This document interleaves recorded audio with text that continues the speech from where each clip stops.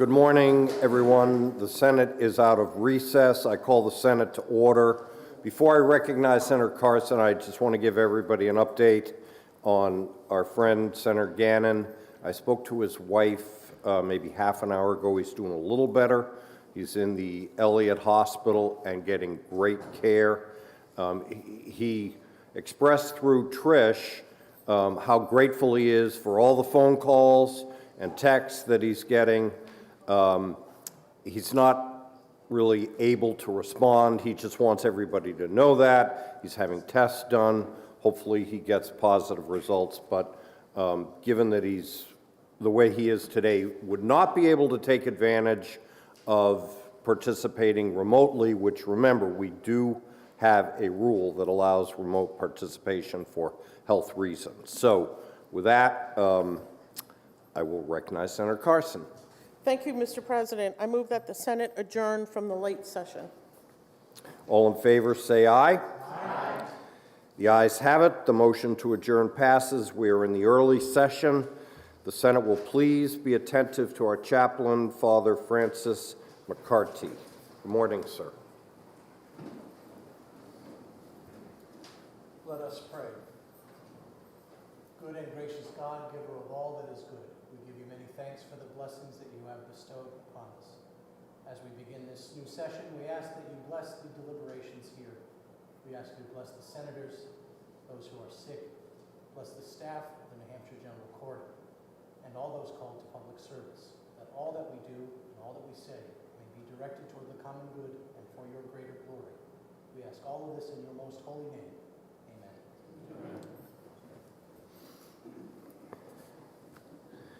Senator Chandler, will you do the honors, please?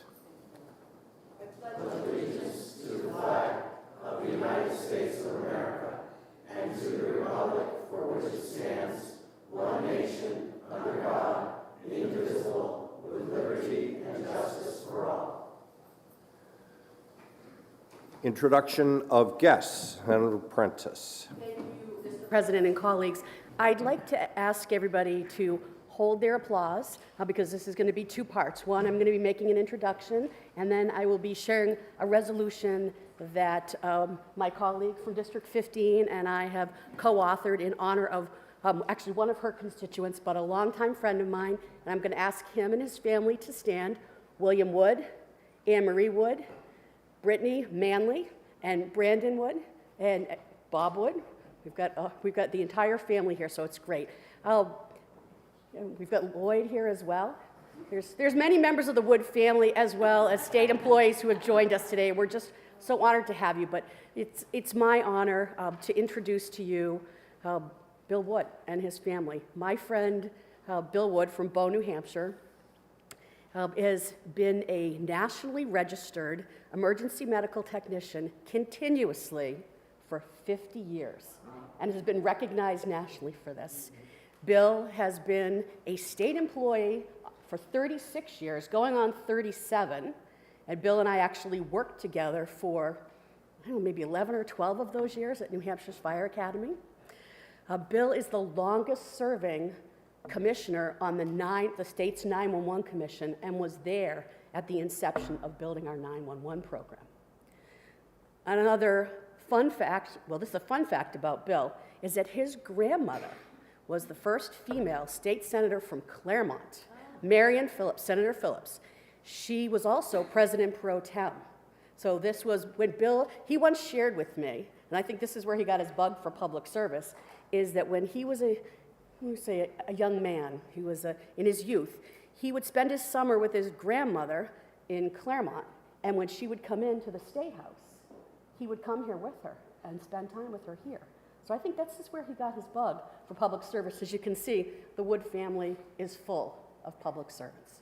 So, on behalf of the New Hampshire Senate, and again, I'm reading this on behalf of Senator Whitley, your state senator, and myself, this is a Senate resolution. Be it known that the New Hampshire Senate extends its congratulations to William H. Wood III in recognition of his 50 years of continuous certification as a nationally registered emergency medical technician including obtaining and being one of the first to obtain an advanced level of certification, his service to the public as both a firefighter and an EMT, his 36-plus years as a state employee, serving his peers, as well as leading in the development of New Hampshire's EMS, trauma, and 911 system. Be it further known that the New Hampshire Senate extends its best wishes for your continued success on behalf of myself up north from District 5 and Senator Whitley. Congratulations, Bill. Thank you.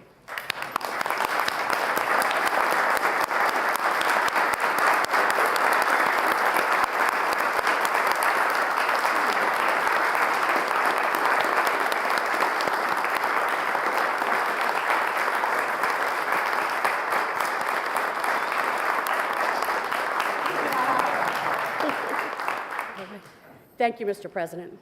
Thank you, Senator Prentice. Senator Carson for an introduction. I think so.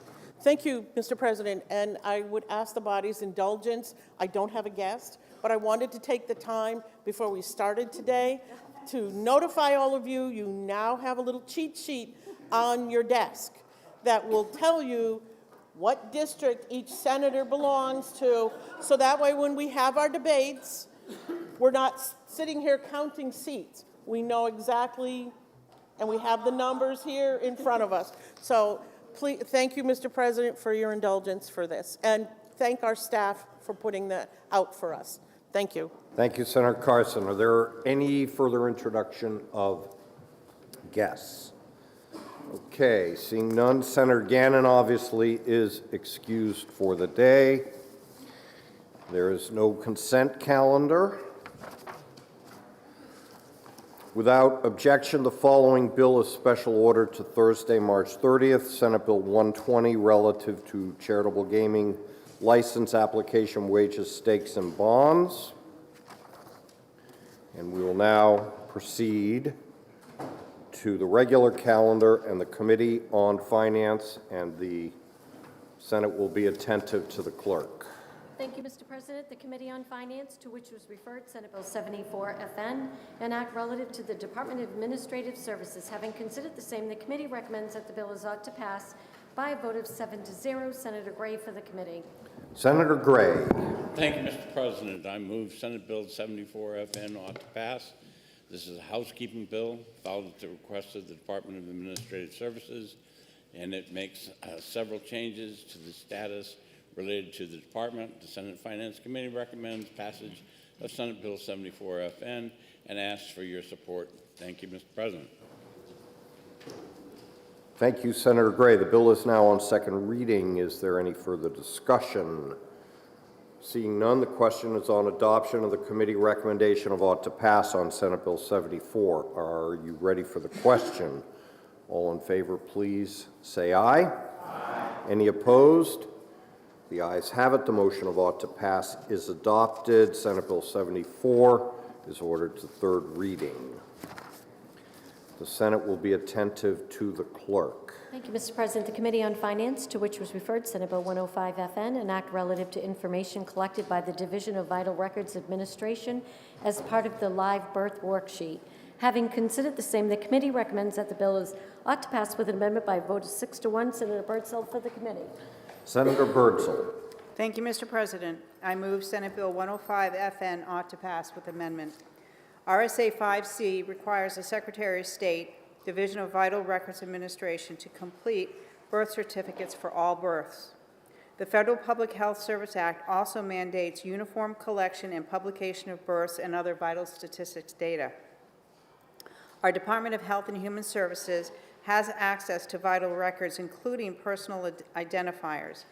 Individuals in the department, however, are limited to see only the portions of the record that are applicable to their specific function.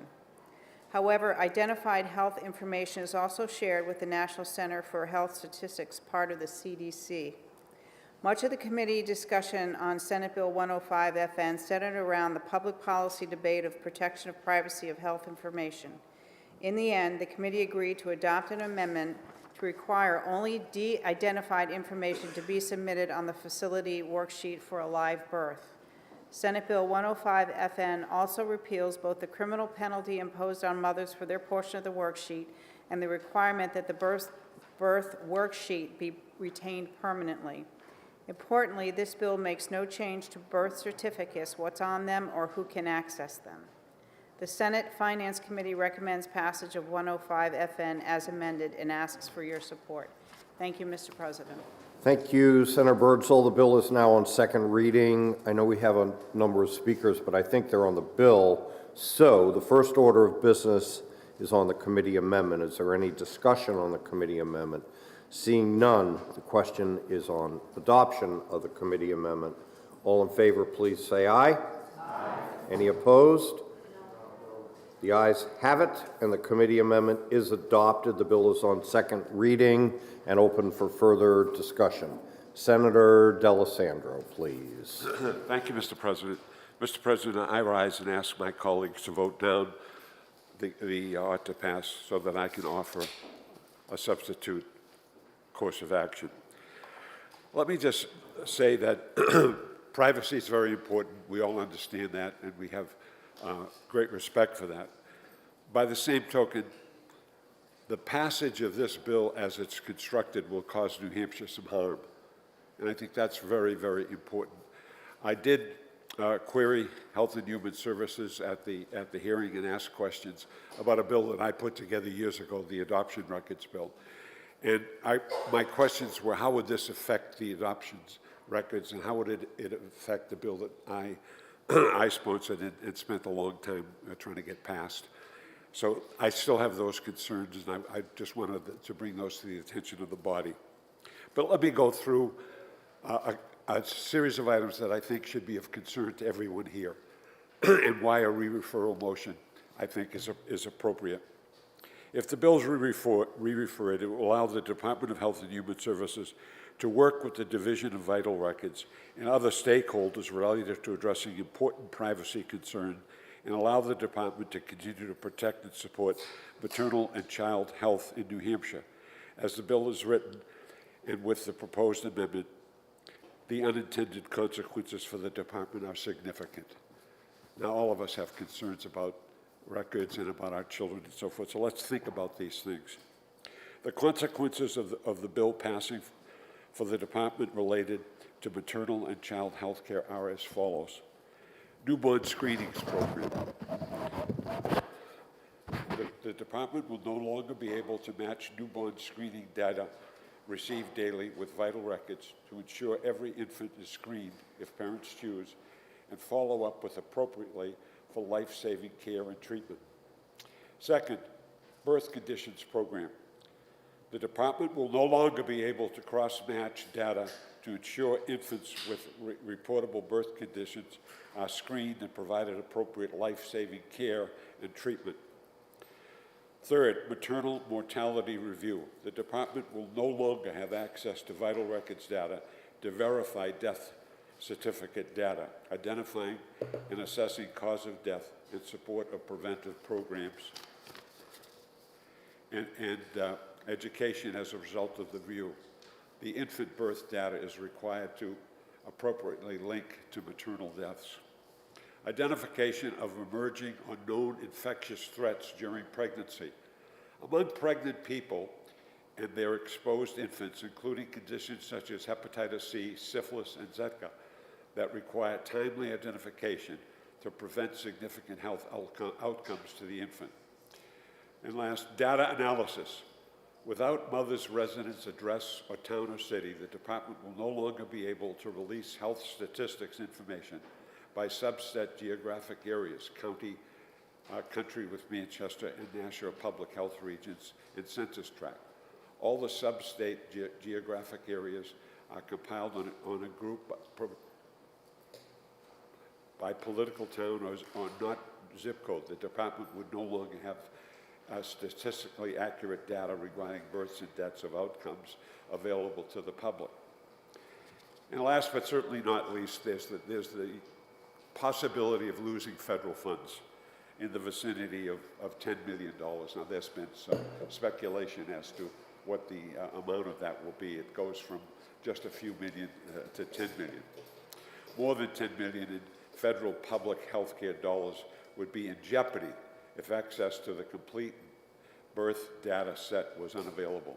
CDC has indicated that without complete data sets, they will not provide funds now or in the future regarding data modernization for vital records. So HHS wants to work to make this better, but they can only do that if we re-refer the item. And as I said, all of us are concerned, right? It's a great concern. And we have a vested interest in making sure that the public is taken care of and privacy is taken care of. But I think HHS was a little slow on the draw in addressing queries that were brought forth. And it was only at the 11th hour that I got into this and found out what the situation was. It doesn't hurt us to re-refer this back, ask for them to deal with it, then come back to us, and we can make a future decision on where to go. Let's not be so presumptive that we do something that we're going to regret in the future. And I think that's the key issue. They're willing to work with us to make the improvements that we want. The only way they can do that is if we re-refer the bill. Thank you, Mr. President. Thank you, Senator D'Alessandro. Senator Whitley, do you want to speak? So I believe we're on our final speaker, Senator Rosenwald. Senator Prentice, I apologize. That's okay. Yes? All right. Thank you, Mr. President. I rise in opposition to the Finance Committee's recommendation of ought to pass, and like my colleague from Senate District 20, I'm asking for a re-referral as well, and I'm going to tell you why, which I guess is no surprise. So I agree that we have fault lines in the system, the way the process works in New Hampshire. Data, specifically healthcare data, is traveling between two state agencies without equal protection. One with protections for personal health information as a covered entity under HIPAA, which is DHHS, and the other is the New Hampshire Secretary of State's office, the Office of Vital Records, without the same protection as a covered entity. So this needs attention, this needs resolution. I agree, and I know this has been worked on in a study committee, and the bill sponsor has worked diligently to try to close these fault lines. And the cracks in the system, provide the protections, following the process that we follow here in the Senate, especially when we're working with study committees. But like my colleague from District 20, I'm rising at the last minute to ask us to reconsider this and overturn this recommendation and go for a re-referral. And I'm sure that that's frustrating. But I'm just going to step in a little bit further here and say that I'm from District 5. And Dartmouth Health, Dartmouth-Hitchcock Medical Center, that's their home. And they are the largest provider of healthcare services in our state for both maternal and pediatric populations. They are the home of the only academic medical health system which provides a number of research and quality improvement programs and services, not only to the Granite State, but to our entire region. DH is home to NEPQUIN. That's the Northern New England Perinatal Quality Improvement Program. This is a consortium of multidisciplinary providers who work to improve health outcomes for mothers and for infants in the Granite State, in Vermont, and in Maine. Senate Bill 105 would materially change the ability to review the healthcare data and target interventions for this group to target interventions in a meaningful way. Over the last week, I have begun receiving numerous inquiries, both emails and phone calls, and have had concerns shared with me by providers in my district urging us to take another approach. That, again, is a re-refer for more time.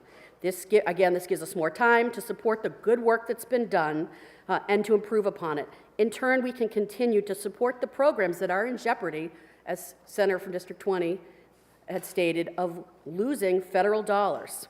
This money is so important to our mothers and to our babies. We're talking about programs such as the Newborn Screening Program, Birth Conditions Program, Maternal Mortality Review, identification of emerging or known infectious threats to pregnancy.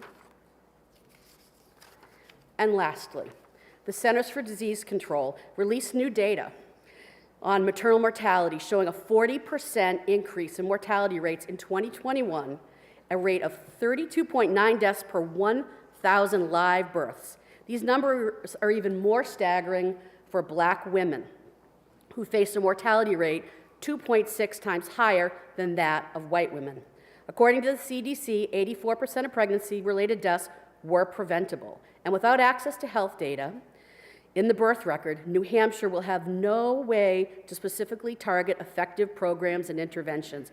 And I also know from conversations that I've had related to other work that we've done here with members of the New Hampshire Maternal Mortality Review Board that we have seen a rise in maternal deaths in this state. So it's not just a national problem, it's an issue here in New Hampshire. So I ask you all for your patience. I do understand the frustration.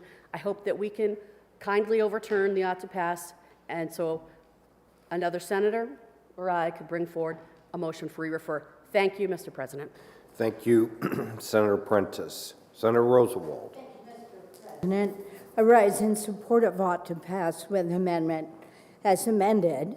This bill provides a more complete set of data to public health, while it also protects the health information privacy of New Hampshire's women from both the state and federal government.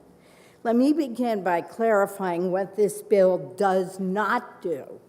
It doesn't change the birth certificate in any way, or who can have access to it in any way.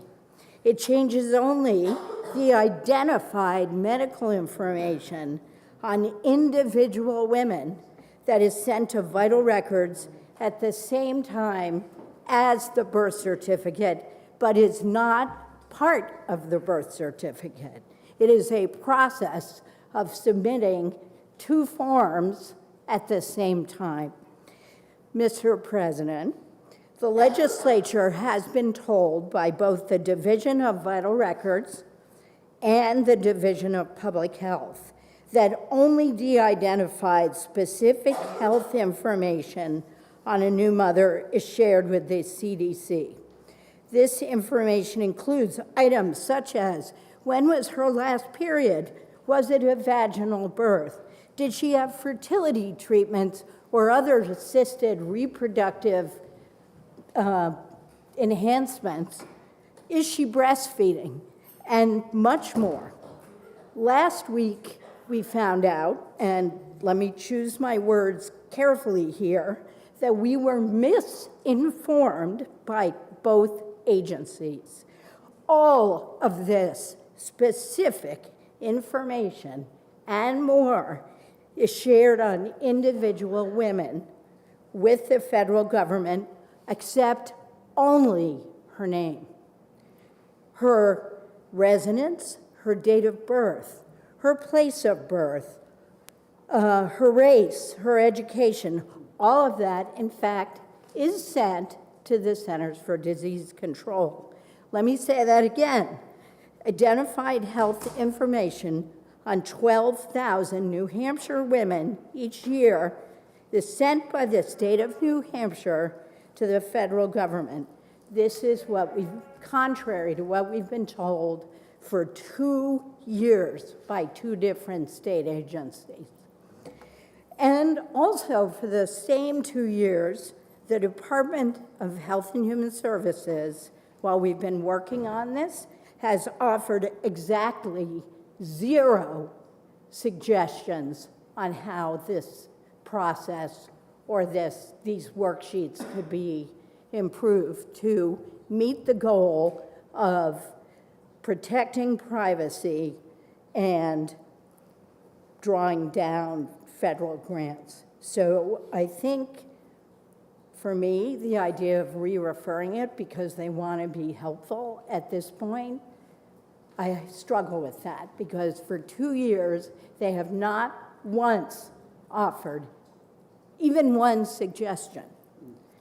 I support the important work of public health. I have 18 years, 19 now, of doing that.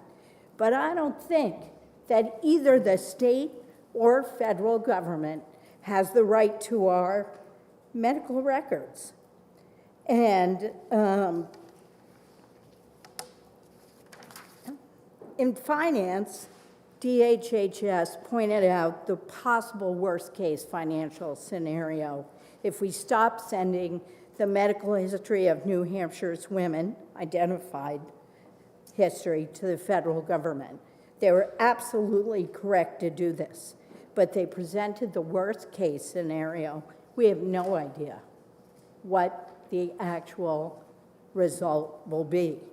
But it's certainly worth having conversations with our federal delegation about, because I am sure that they support privacy as well. And let me point out here that we were led to believe a decade or so ago that we would lose federal highway funding if we didn't pass a seatbelt requirement. Well, we have not passed a seatbelt requirement. I've been a sponsor of requiring it several times. Not only have we not passed one, we have never lost federal funding.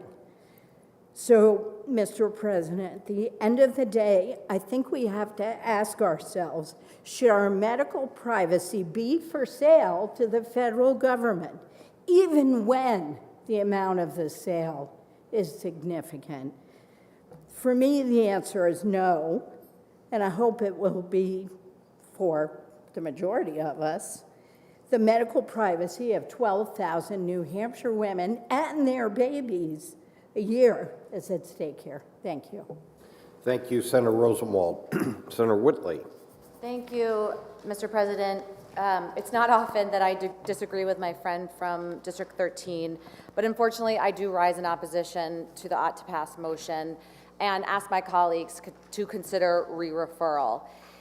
I think it is the case that perhaps the information came to us late, but I have never seen, in my experience, the Department of Health and Human Services, since they have been involved in this bill, they have made their opposition incredibly clear on this.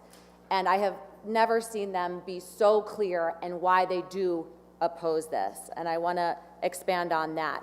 They have made it very clear that this bill, the potential cost to infant and maternal health, and the risk that the department will not be able to provide efficient and effective services such as child protection, child support, TANF, Medicaid, and other critical supports without access to the full birth record. These are all issues that this body supports in a bipartisan way, and I urge you to consider re-referring this bill so we can come together again in a bipartisan way to protect all these critical supports. The bill as written with the proposed amendment have significant unintended consequences, and the department has made it very clear that it will inhibit their work to support moms and babies. The department has been very clear that the consequences of the bill are many and include all of which my colleague from District 20 and my colleague from District 5 expanded upon, and I won't reiterate, but they are very real. This is not to do with seatbelt funds. These are significant funds directed to our low-income moms and babies. This is alarming to me. If there is any question, that we would lose $10 million, that would be in jeopardy, that is reason alone to re-refer this bill. These financial implications are very real and not overblown. The CDC has been very clear with the department that without complete data sets, they will not provide funds now or in the future regarding data monetization for vital records. And I also want to be very clear that this bill could potentially undermine the important work that this body has done, again, in a bipartisan way, to pass the New Hampshire Momnibus, which we will vote on. We will take a final vote later today. I also want to point out that should this bill pass, New Hampshire's data will also be excluded from all federal analysis and will not be used to inform census estimates at the state and local level. This will have significant political and planning effects far beyond public health or administrating benefits. And I want to be clear that no other state has gone down this path. I would ask that this body consider re-referring this bill so we can continue to work to protect privacy while also making sure New Hampshire is able to target effective public health preventative interventions for New Hampshire moms and babies. Thank you, Mr. President. Thank you, Senator Whitley. Senator Birdsall for a question of? The good senator from District 13. Thank you for taking my question. I actually have a few of them, Senator. On the hearing report, I noticed that HHS came in as neutral on this legislation. Correct. Follow-up? Did HHS come in, I believe you chaired the study committee on this. Yeah, also correct. Did HHS come in and testify at all in the study committee, and what was their testimony? Yes, they were attending. They expressed concern about the way the original bill was written to allow an opt-out or an opt-in to the facility worksheet, because it would have allowed individual people to say, no, you can't send my medical records to the Division of Vital Records. So the amendment from Finance, as you recall, doesn't allow for an opt-out or an opt-in, but de-identifies all of the information before it is released to an agency that is not covered by HIPAA, as we discussed a couple weeks ago. Final question. Do we have anything in writing from CDC saying that they will pull our funding if we don't give them that information? I don't know what the department has. Thank you. We're now on our last speaker, Senator Carson. Thank you, Mr. President. I rise to ask the body to support the Finance Committee's recommendation of ought to pass with amendment. Mr. President, this bill came through the Executive Departments and Administration Committee. And I'd just like to bring up a couple of things here that are in the hearing report and a couple of things that are not. Again, the senator from District 19 asked the question about whether or not the department came out very strongly or objected to this. They were neutral. They were neutral.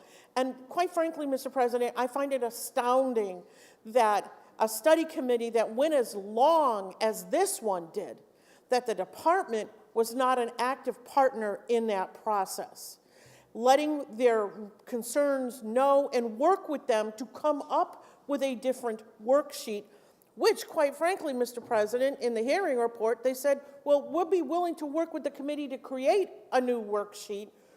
I never saw one. I never saw it. So I'm just really concerned about the information, this 11th hour, as it's been termed, information that has come forward when this department has had opportunity after opportunity after opportunity to come forward. I'd also like to point out something, Mr. President, that is in the hearing report. It was a question that was asked about the information itself. And it was, if the data collected is used for DHHS to access federal grant money for treatment and prevention programs. The answer was yes, but most of it comes from regular birth data, and only some comes from the worksheet.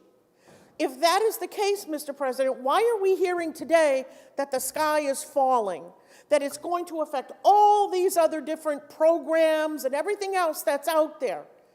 There is a huge disconnect here, and I think we have a higher obligation to all the people of the state of New Hampshire to protect their privacy.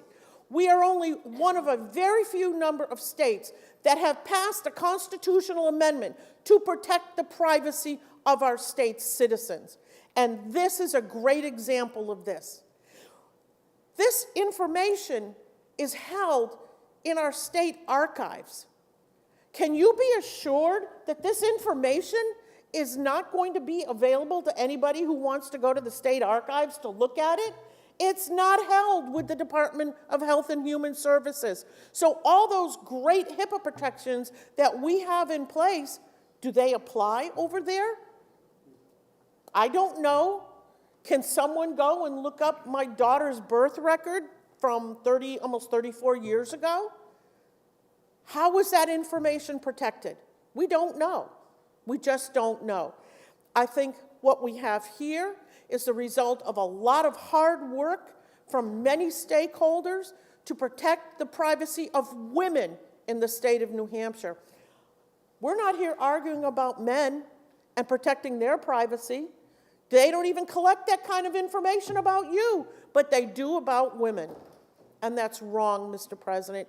They need to go back to the drawing board. And re-referring this bill, what, we're going to have another couple months when they've had 2 years to fix this? No. Mr. President, I'm asking the members to support the committee, vote this ought to pass as amended, and send it over to the House and let them have an opportunity to put their money where their mouth is and fix it in the House and send it back to us. Thank you, Mr. President. Thank you, Senator Carson. Seeing no further discussion, the question. What do we have? I'm sorry. A roll call has been requested by Senator Whitley, seconded by Senator Birdsall. Okay, we're ready for the question. The clerk, Senator Carson.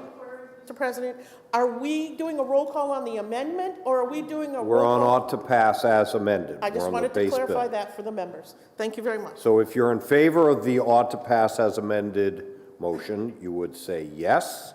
If you're opposed to that, you would say no. I'm sorry. The clerk will call the roll.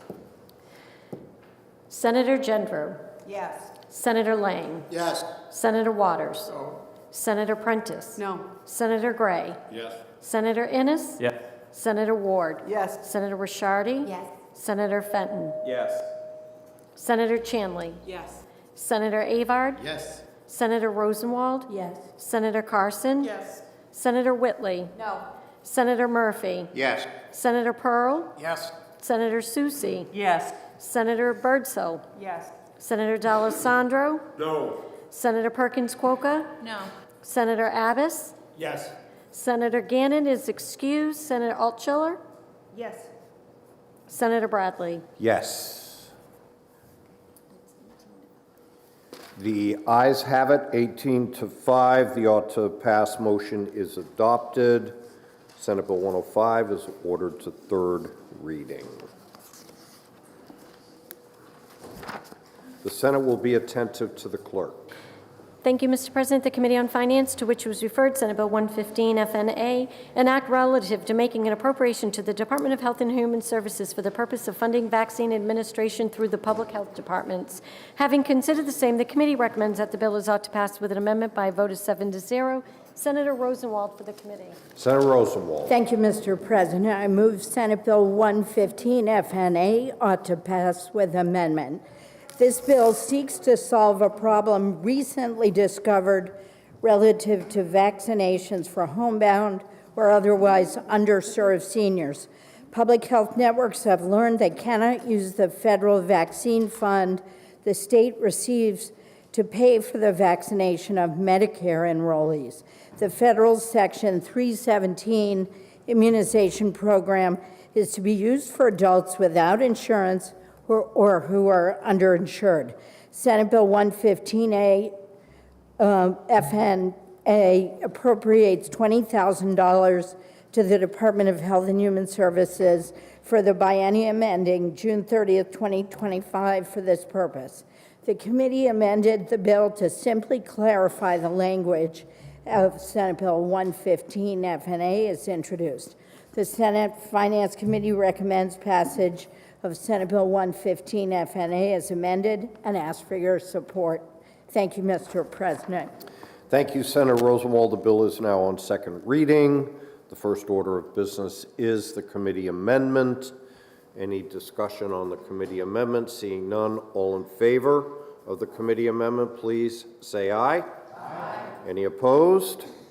The ayes have it. The committee amendment is adopted. The bill is on second reading. Is there any further discussion? Seeing none, the question is on adoption of the ought to pass as amended motion on Senate Bill 115. Are you ready for the question? All in favor, please say aye. Aye. Any opposed? The ayes have it. The motion of ought to pass as amended is adopted. Senator Gray. Move to table. Senator Gray moves to table.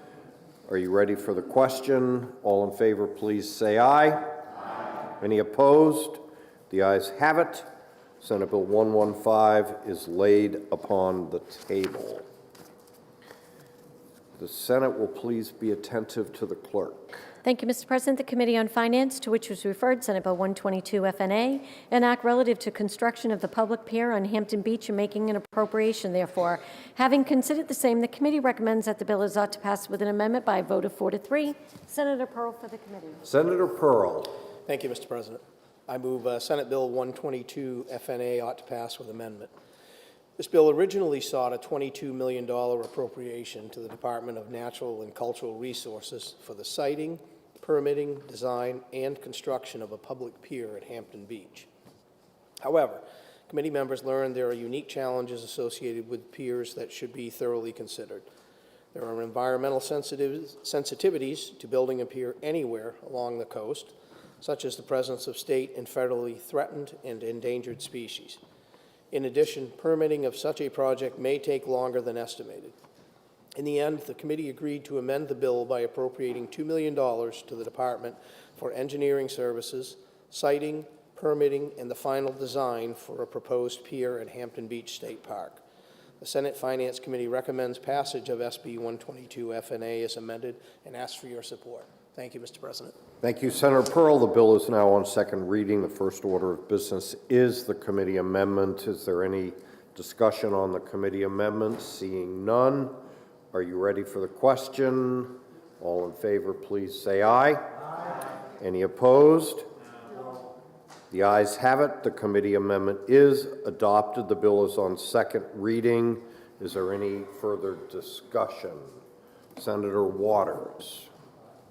Mr. President and colleagues, I want to note that I want to acknowledge the work of the senator from District 12 on the issues of handicap access there and access to the great area that we have down there. And I just wanted to, follow up a little bit on what was mentioned by the senator from District 17 about the process that'll be involved here.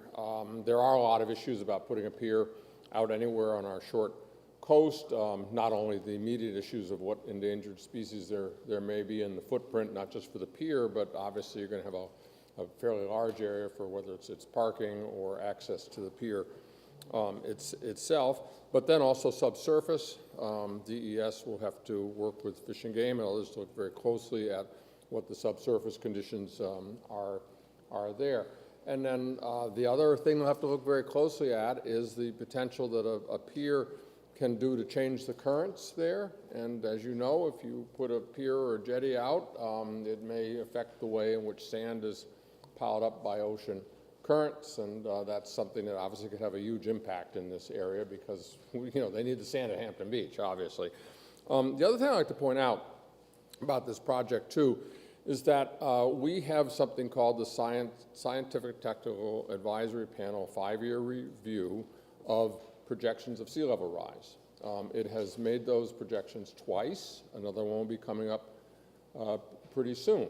And what we seem to be looking at, and the estimates seem to be increasing because tide levels and sea level rise is increasing faster in the Gulf of Maine and in other areas for all kinds of bathymetric issues and the faster warming of the Gulf of Maine and so on. But it is to be prudent on these projects, which is the point of having this as the guidance for any state funds that are spent along the seacoast, and that's in statute, we might be looking at anywhere from, in 2050, maybe 1.5 feet. And then, you know, the estimates keep going up, but with 2,100, 3 feet, 5 feet, 6 feet. And so what are the implications, not just for all of Hampton Beach, but for this particular site where that pier will go? Not only will you have to build it much, much higher up to accommodate that, because that's required by statute, basically, but then also you'd have to think, well, where are the off and on for that? And then where's the parking going to be? And so, you know, because we can't build something that, you know, is going to be at risk, because we're going to put a lot of money into it. And if the sea level's coming up, there may not be parking along there. Route 1A is certainly there are areas of that which will have to be rebuilt or be underwater or do something about it as well. So I'm glad that this all gets studied carefully, but I just wanted to mention that these are the kinds of issues that really, in state statute, we're required to look at for a project like this. So good intentions, but let's be real careful about it. Thank you, Mr. President. Thank you, Senator Waters.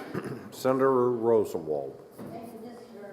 And I rise to oppose the ought to pass with amendment motion on this bill.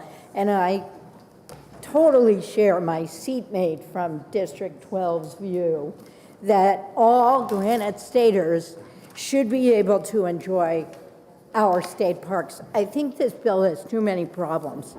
First of all, it's not enough money to build a universally accessible pier.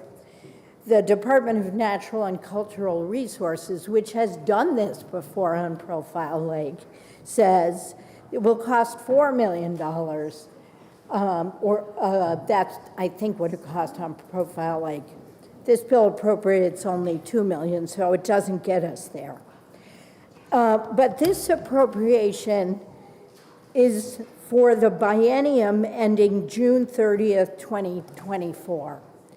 Mr. President, there is no biennium ending June 30th, 2024. State budgets, bienniums end in the odd years, not in the even years. Secondly, it funds engineering services, citing permitting and final design for only the sites identified in a recent Hampton Beach feasibility study. If you've read this feasibility study, which I have, you will note that it proposes a pier the length of 3 football fields with a cruise ship terminal and festival space, all in a town with not enough parking and a local police force that has had to call in state police and law enforcement from surrounding towns for backup on busy summer weekends. And in addition to these considerations, Fish and Game has raised several wildlife concerns about all of the areas identified as possible locations. Hampton Beach and its dunes are the most sensitive areas of habitat for 2 species of state endangered shorebirds. The Fish and Game Department has also identified areas of Hampton Beach as a site for seals to come up on the sand to give birth, rest, and escape predators. They will often leave their babies alone on the beach while they swim out to sea to fish. The babies are not strong enough swimmers to join them. The identified locations have the potential, according to our state's wildlife experts, to interfere with this activity and risk the safety of seals. It is a sad irony to me that the majority of the Finance Committee voted to proceed with a project that may endanger the safety of baby seals on March 15th, the day of Canada's action against killing baby seals. Mr. President, I do not want to be responsible for potentially causing harm or death to baby seals. And I suggest we do not pass this well-intentioned but flawed bill. Thank you. Thank you, Senator Rosenwald. Senator Chandley, I believe you have some guests here. Thank you, Mr. President. I ask my colleagues to please join me in welcoming to our gallery students from the 4th grade at Heron Pond Elementary School.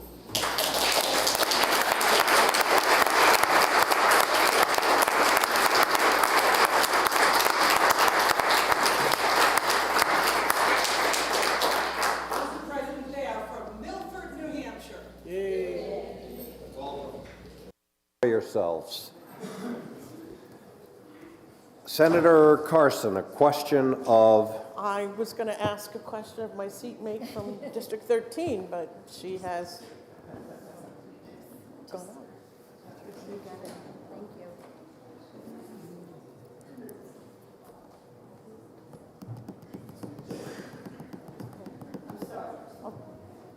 It's okay.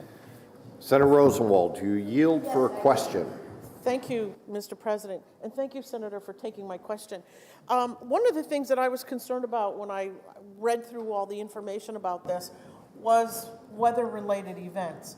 As you know, we get storms that come through, and I'm concerned about spending a lot of money for this when we could get a really good winter storm or a hurricane or something coming through and just wiping it out. Was that discussed at all? Well, I had, no, it was not discussed in committee. However, I had a conversation with the Commissioner of Natural and Cultural Resources, and she did raise that concern because of rising sea levels at Hampton Beach. And basically, she said to me, we're concerned that we will put this thing up and immediately start having to repair it because the waters are higher, the waters are rougher. She was very concerned about putting it at Hampton Beach. May I follow up, Mr. President? Thank you. Senator, did I hear you correctly when you said that it is proposed to be the length of 3 football fields? You did. Actually, it's a little bit more than that because 3 football fields is about 900 feet. The feasibility study calls for a 1,000-foot pier. Thank you. And the pictures of other examples around the country show that. Thank you very Thank you. much. Thank you, Senator Carson. Senator Rosenwald. Senator Ricciardi has moved for a 2-minute recess. The Senate will be in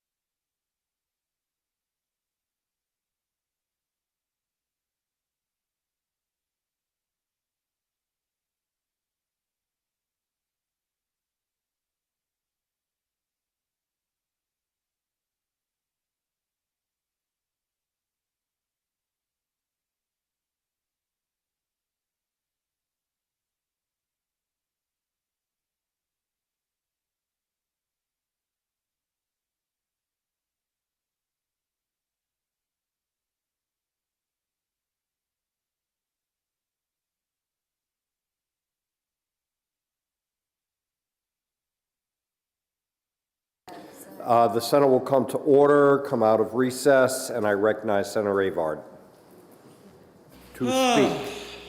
Here we are. I'm nervous. Yeah, but that's okay. You know, when I originally got this bill, I put this bill in because I did see a senior woman on the beach, and I ran over to her because I was looking at the jetty, and for years I've gone onto the jetty. I had like grasshopper legs. I could jump on the jetty and just enjoy it like anybody else. But as time goes on, traversing the jetty became more of an issue, and it became a danger thing. And then I saw rescue people come to the jetty, helping people that fell off the jetty. But I ran over to this lady and I said, you know, hey, what do you think about a pier going over the jetty? And she looked at me and she said, well, oh, that would be wonderful. I've been coming here since I was a little girl from New York. My parents would bring me here. I've never been on the jetty. And I thought, oh, wouldn't that be cool? Just thinking outside the box. And she said, you know, my sister's over there by where the state park is, where the bathrooms are. She's sitting in a wheelchair, looking at the ocean. And I thought, aha, there's a moment for me. I have friends that are in wheelchair. And I've actually helped one of my friends traverse Hampton Beach. Years past, and it wasn't easy. But my wheels are turning, and I'm thinking, wow, a pier. Making it accessible for the handicapped. Last summer, Tracy and I, we went to Salisbury Beach. And we saw, you know how they got these little ramps that go down into the sand, and yeah, it was okay. It was hodgepodge, in my humble opinion. Sorry, Salisbury. This is New Hampshire. But I saw somebody in a wheelchair with the big fatted balloon tires and 3 burly men helping a senior woman get down to the beach with that wheelchair. That was painful enough. Watching them go back was very time-consuming, and it didn't look pretty. And I only saw one wheelchair on that beach. God is my witness. That same day, up the beach, you see everybody standing up. What's happening? There was a seal. He's my witness. And it was dead. There's no pier there. And everybody crowded around it. Wow, look at that. And of course, everybody's pushing them away. And finally, that same day, it was a really eventful day at Salisbury. We see a gentleman going out and swimming out, and swimming and swimming, and I've told you this story already. And he kept swimming. Finally, everybody on the beach is standing up, and they're looking out, and what's going on with this guy? Is he going to Europe? Finally, the Coast Guard, not the Coast Guard, but some guys on those paddle boards, they started swimming out towards him. And they went from both ends of the beach to get this kid and rescue him. So he had, a mental illness. They rescued him. He didn't know enough to turn around. But it took them a long time to get there. Why that point? Well, yeah, we put in a study, and I believe this body voted for that study to build that pier for some of these reasons at Hampton Beach. We had the study. Nobody from the department came and testified really against it. Maybe some concerns, but nobody brought up the baby seals. Nobody brought up, they just didn't want the responsibility, so some people just wanted to pass the buck, but we came up with an idea to get a feasibility study. Ladies and gentlemen, we voted for the feasibility study in this room, and that was $150,000 that we spent for the feasibility study, which would look at the Hampton Beach area and say, where would we put it? How much would it cost? Could we weather this? And so we came up with a feasibility study. Now there's a $22 million feasibility price tag on this. There's also a couple other ones that are less. And of course, I like to always go with the best and give you the opportunity to work with me. And so, that's a lot of money. This building's a lot of money. That building's a lot of money. The road that we built is a lot of money.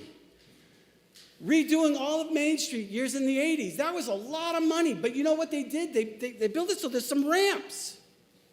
So people could go on the ramps and access the community. That beach belongs to the state. That beach belongs to Pittsburgh, to Keene, Concord, Nashua, Manchester, everybody in this state. It belongs to everybody, including those that can't walk on the beach. So, okay, the $22 million is a little big price tag. So we're coming up with the $2 million. What's the $2 million for? Site evaluation. Design. And permitting. That's what it's for. Now, where's the other $20 million going to come from, or the other $18 million, or other $10 million? Does it have to be 3 football fields long? No, it doesn't. What I'm asking is to have a little vision for the people that are impaired. Yes, we get tides.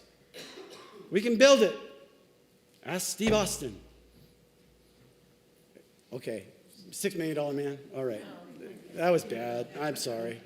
We tweet.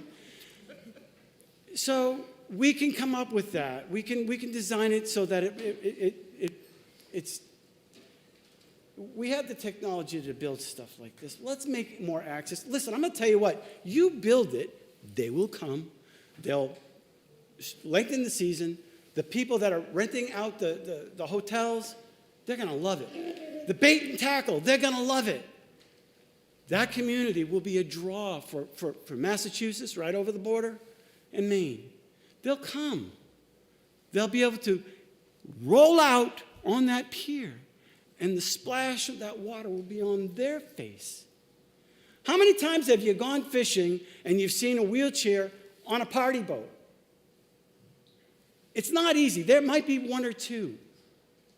But they don't have the access like we do. And you got to think outside the box. I'm asking you to be visionaries and come up with something for the handicapped, for the disabled. Let's just throw me a bone here. Let's get it shovel ready. Maybe instead of spending the $20 million, we could do a fundraiser. We can get the private community involved to donate. Let's think outside the box.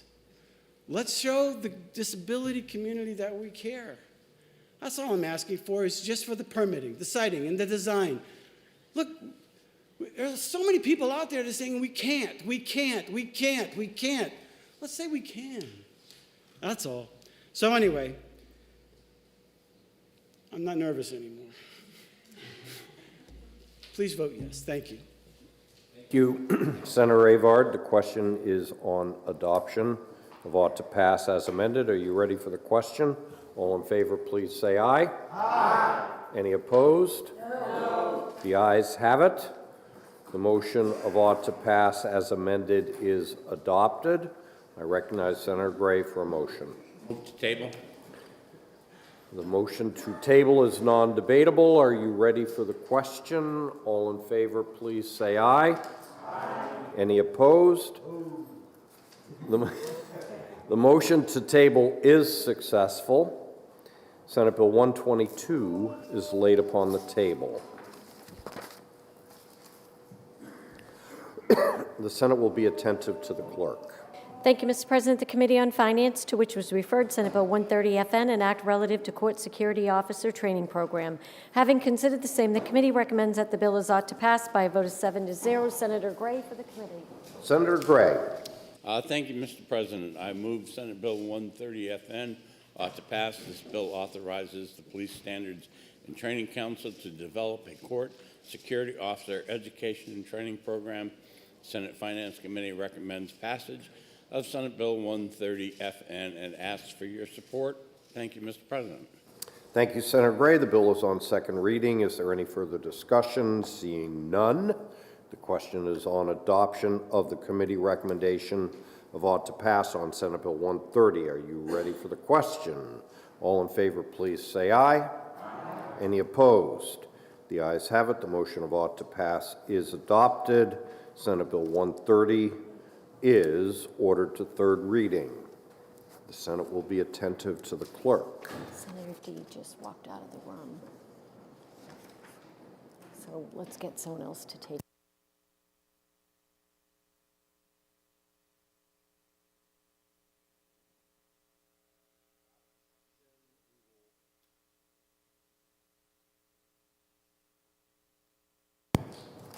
The Senate will be attentive to the clerk.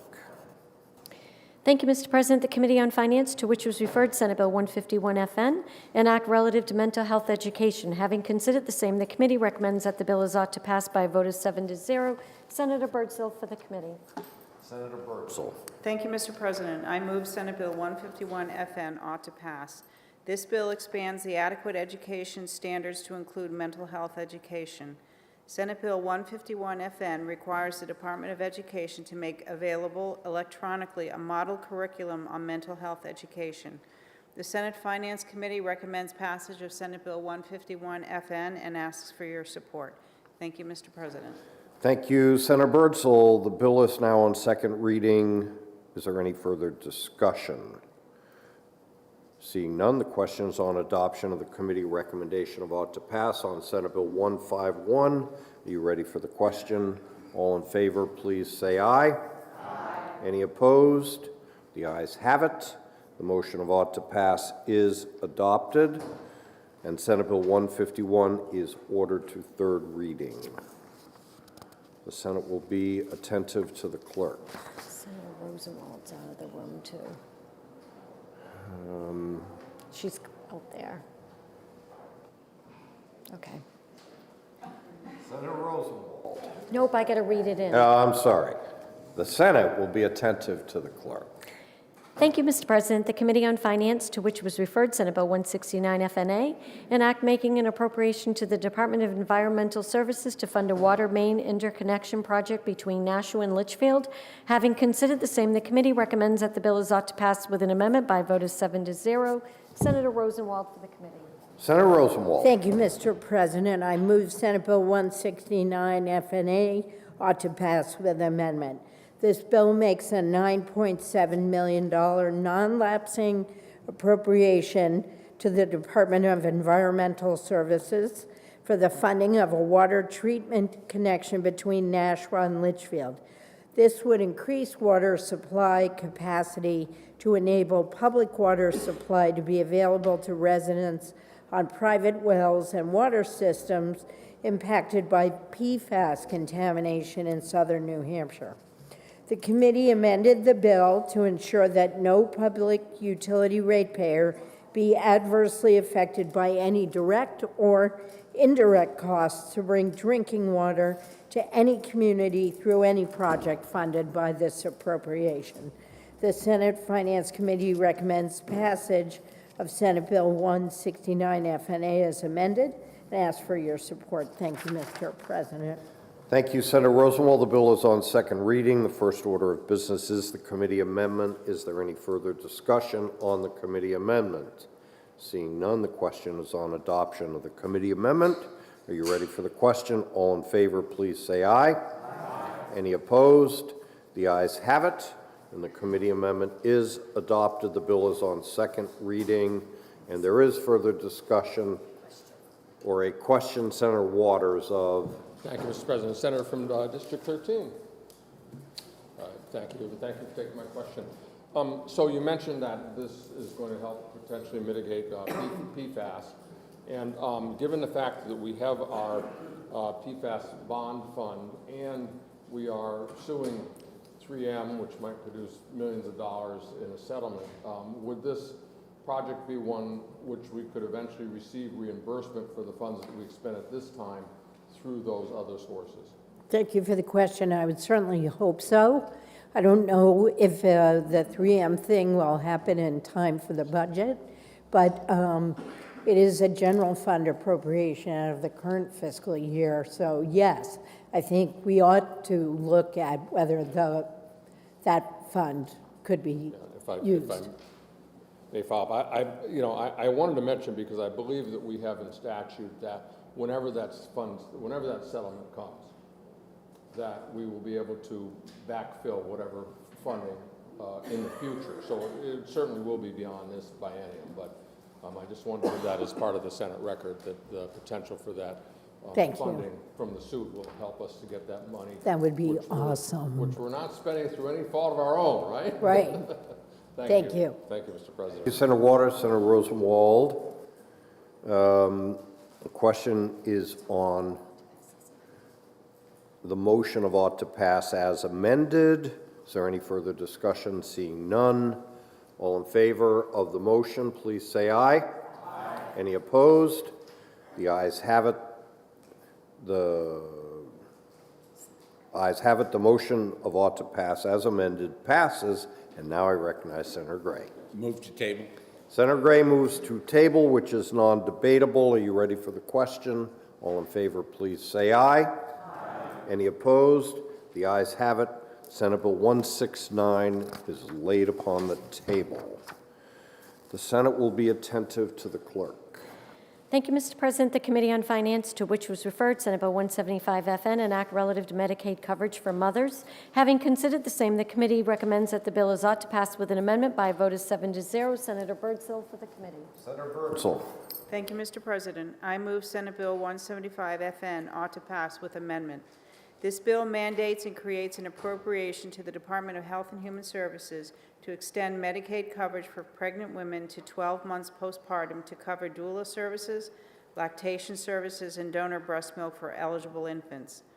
Senate Bill 175FN mandates and creates an appropriation to the department to establish a network of early childhood behavioral health supports. The bill, as well, establishes minimum workplace supports for nursing mothers. The committee amended Senate Bill 175FN to correct effective date sections of the bill and to require the Office of Professional Licensure and Certification to establish a voluntary doula certification process for the purposes of Medicaid billing pursuant to RSA 126A:99. The Senate Finance Committee recommends passage of 175FN as amended and asks for your support. Thank you, Mr. President. Thank you, Senator Birdsall. The question is on adoption of the committee amendment. Are you ready for the question? All in favor, please say aye. Aye. Any opposed? The ayes have it. Senator Whitley is recognized to speak on ought to pass as amended. Thank you, Mr. President. I rise in support of the motion and simply just want to thank the body for their work on moving this momentous piece of legislation forward that will have dramatic impacts for our moms and babies. In particular, I want to thank my friend who's not here from District 9, from District 5, and from District 21 for all their work on this. Thank you, Mr. President. Thank you, Senator Whitley. The bill is still on second reading. Is there any further discussion? Seeing none, are you ready for the question on adoption of the ought to pass as amended motion on Senate Bill 175? All in favor, please say aye. Aye. Any opposed? The ayes have it. The motion of ought to pass as amended is adopted. I recognize Senator Gray for a motion. Move to table. Senator Gray has moved to table. Are you ready for the question? All in favor, please say aye. Aye. Any opposed? The ayes have it. Senate Bill 175 is laid upon the table. The Senate will please be attentive to the clerk. Thank you, Mr. President. The Committee on Finance, to which was referred Senate Bill 205FN, an act relative to a cost of living adjustment in the state retirement system. Having considered the same, the committee recommends that the bill is ought to pass by a vote of 6-1. Senator D'Alessandro for the committee. Senator D'Alessandro. Thank you, Mr. President. I move Senate Bill 205FN ought to pass. This bill grants a cost of living adjustment to retirees who have been retired for at least 60 months. The total actuarial cost of the supplemental allowance is funded by the retirement system funds. The Senate Finance Committee recommends passage of Senate Bill 205FN and asks for your support. Thank you, Mr. President. Thank you, Senator D'Alessandro. The bill is on second reading. Is there any further discussion? Seeing none, the question is on the adoption of the committee recommendation of ought to pass on Senate Bill 205. Are you ready for the question? All in favor, please say aye. Aye. Any opposed? The ayes have it. The motion of ought to pass is adopted. I recognize Senator Gray. Move to table. Senator Gray has moved to table. Are you ready for the question? All in favor, please say aye. Aye. Any opposed? The ayes have it. Senate Bill 205 is laid upon the table. The Senate will be attentive to the clerk. Thank you, Mr. President. The Committee on Finance, to which was referred Senate Bill 231FN, an act establishing a historic housing tax credit and making an appropriation for workforce housing and affordable housing. Having considered the same, the committee recommends that the bill is ought to pass with an amendment by a vote of 7-0. Senator Innes for the committee. Senator Innes. Thank you, Mr. President. I move Senate Bill 231FN ought to pass with amendment. This bill establishes an historic housing tax credit. It also makes appropriations to the Department of Health and Human Services to support emergency shelter programs. SB 231 also makes a $25 million appropriation to the Housing Finance Authority and a $30 million appropriation to the Department of Business and Economic Affairs to support workforce housing and affordable housing, both of which are sorely needed in our state. Committee members amended the bill to reflect the two one-time appropriations. They be for the fiscal year ending June 30th, 2023, rather than for the biennium ending June 30th, 2025. This keeps the bill in line with the governor's budget proposal and the adage, one-time money for one-time projects. The committee amendment also increases the affordability period of the units to at least 10 years. The Senate Finance Committee, by a vote of 7-0, unanimously recommends passage of Senate Bill 231FN as amended and asks the body for its support. Thank you, Mr. President. Thank you, Senator Innes. The bill is on second reading. The first order of business is the committee amendment. Is there any further discussion on the committee amendment? Seeing none, the question is on adoption of the committee amendment. Are you ready for the question? All in favor, please say aye. Aye. Any opposed? The ayes have it. The committee amendment is adopted. The bill is still on second reading. Is there any further discussion? Seeing none, the question is on adoption of ought to pass as amended on Senate Bill 231. Are you ready for the question? All in favor say aye. Aye. Any opposed? The ayes have it. The motion of ought to pass as amended is adopted. Senator Gray. Move to table. Senator Gray has moved to table. Are you ready for the question? All in favor, please say aye. Aye. Any opposed? The ayes have it. Senate Bill 231 is laid upon the table. The Senate will be attentive to the clerk. Thank you, Mr. President. The Committee on Finance, to which was referred Senate Bill 249FN, an act relative to the release of a defendant pending trial. Having considered the same, the committee recommends that the bill is ought to pass by a vote of 5-2. Senator Innes for the committee. Senator Innes. Thank you, Mr. President. I move Senate Bill 249FN ought to pass. This bill provides that a person who commits certain offenses while out on bail shall be detained in pretrial detention. Senate Bill 249FN will conserve resources of both law enforcement and the courts while addressing public safety concerns. The Senate Finance Committee recommends passage of Senate Bill 249FN and asks for your support. Thank you, Mr. President. Thank you, Senator Innes. The bill is on second reading. Is there any further discussion? Seeing none, all in favor of adoption of the committee recommendation of ought to pass on Senate Bill 241, please say aye. Aye. Any opposed? No. The ayes have it. The motion of ought to pass is adopted. Senate Bill 249 is ordered to third reading. That was 249. I think you said 241. Oh, I'm sorry. I said 241. I should have said Senate Bill 249 is ordered to third reading. So now I should be more attentive to the clerk, but I'll be attentive to the clerk again. Thank you, Mr. President. The Committee on Finance, to which was referred Senate Bill 252 FN, an act relative to release of defendant pending trial. Having considered the same, the committee recommends that the bill is ought to pass by a vote of 7-0. Senator Rosenwald for the committee. Senator Rosenwald. Thank you, Mr. President. I move Senate Bill 252 FN ought to pass. This bill lists certain offenses which, if committed by the defendant, create a presumption that the defendant is a danger to the public and shall be detained for up to 36 hours. Bail issues continue to plague communities throughout the state.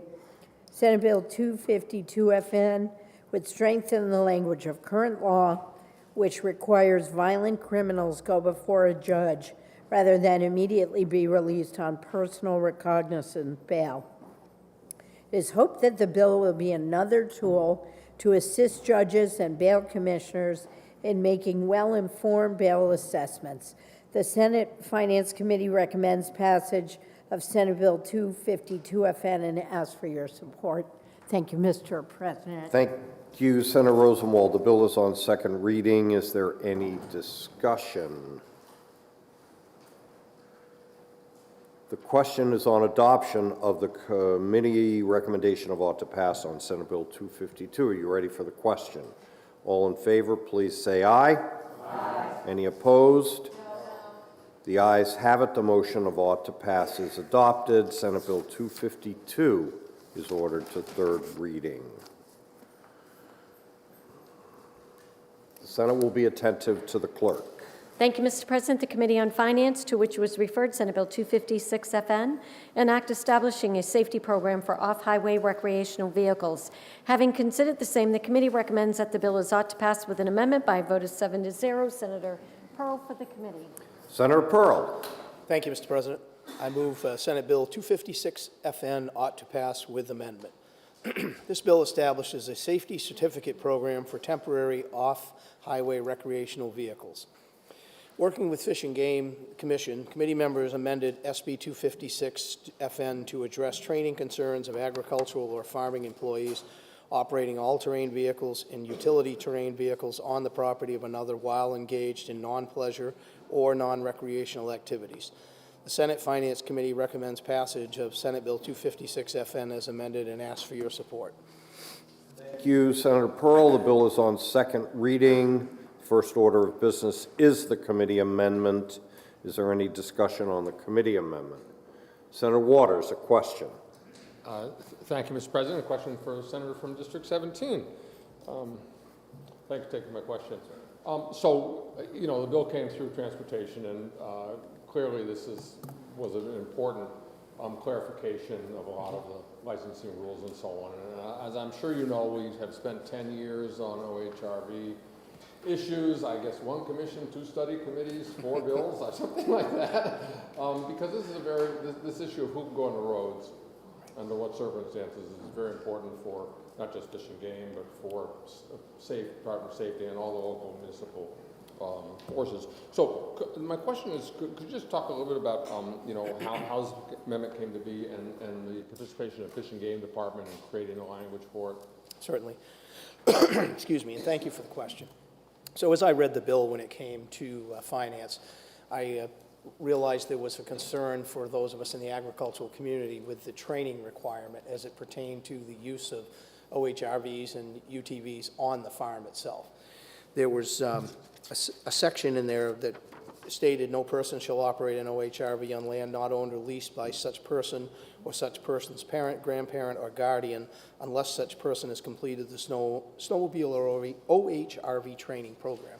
Well, that raised an area of concern because I have employees potentially, or any farm could have employees, where they're operating on the land that I'm using, but it's not their parent or grandparent or guardian. So that was the concern, and I spoke with Captain Eastman from New Hampshire Fish and Game, and I explained to him my concerns, and he understood, and together we worked to craft some language that we felt covered the issue, and therefore still gave Fish and Game the opportunity to, you know, take care of this and be able to put it in effect and work with it and enforce it, yet it didn't cause an issue in the agricultural community of requiring training for employees. If I may follow up. Yeah, thank you, Mr. President. Thank you, Senator. So, did you have a chance to talk to the Department of Safety folks or anybody about it? I did not. I went to Fish and Game and worked with them, and they were fine with it, and I did not talk with the Department of Safety on it, or Transportation, excuse me. I guess it would be fair enough to say then that this will go over to the House, and if there are concerns the safety has about just whether this upsets the apple cart, which I'm worried about because we've worked so hard on these regulations, that the House would have an ample opportunity to hear from safety and others. Certainly, and I'd be certainly amenable to working with them, and I will be offering a floor amendment for one technical correction that we missed in the committee amendment. Thank you, Mr. President. The question is on adoption of the committee amendment. Is there any further discussion on the committee amendment? Are you ready for the question? All in favor, please say aye. Aye. Any opposed? The ayes have it. The ayes have it. Senator Pearl is recognized to propose and introduce floor amendment 1071. Senator Pearl. Thank you, Mr. President. So as I discussed in the earlier conversation, the committee did the amendment to address the concerns I had, but we missed one word. If you look at the amendment on line 7, it says farming or non-pleasure or non-recreational activities. Well, we missed the non and non-pleasure in the committee amendment, so I've introduced this floor amendment to add the word non, so that it's not pleasure, it's non-pleasure. So, just so it makes it consistent with the rest of the amendment. So I'd appreciate your support, and thank you. Thank you, Senator Pearl. The question is on adoption of floor amendment 1071. Are you ready for the question? All in favor of the floor amendment say aye. Aye. Any opposed?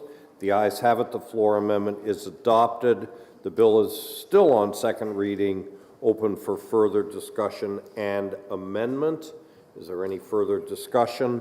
Seeing none, the question is on adoption of ought to pass as amended on Senate Bill 256. Are you ready for the question? All in favor, please say aye. Aye. Any opposed? No. The ayes have it.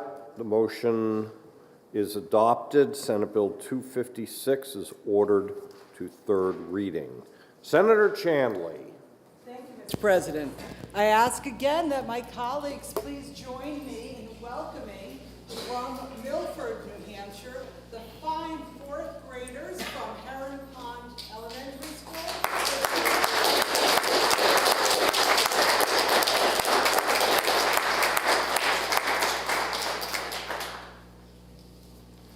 Senator Chandley, welcome to the New Hampshire Senate. The Senate will be attentive to the clerk. Thank you, Mr. President. The Committee on Finance, to which was referred Senate Bill 260 FN, an act relative to deductions under the business profits tax for compensation of members and owners. Having considered the same, the committee recommends that the bill is ought to pass by a vote of 5-2. Senator Innes for the committee. Senator Innes. Thank you, Mr. President. I made a game time decision to be brief on this one, and I move that Senate Bill 260 ought to pass. This bill allows a business profits tax deduction for the full amount of fair, reasonable, and customary compensation for members and owners of business organizations that are subject to the business profits tax.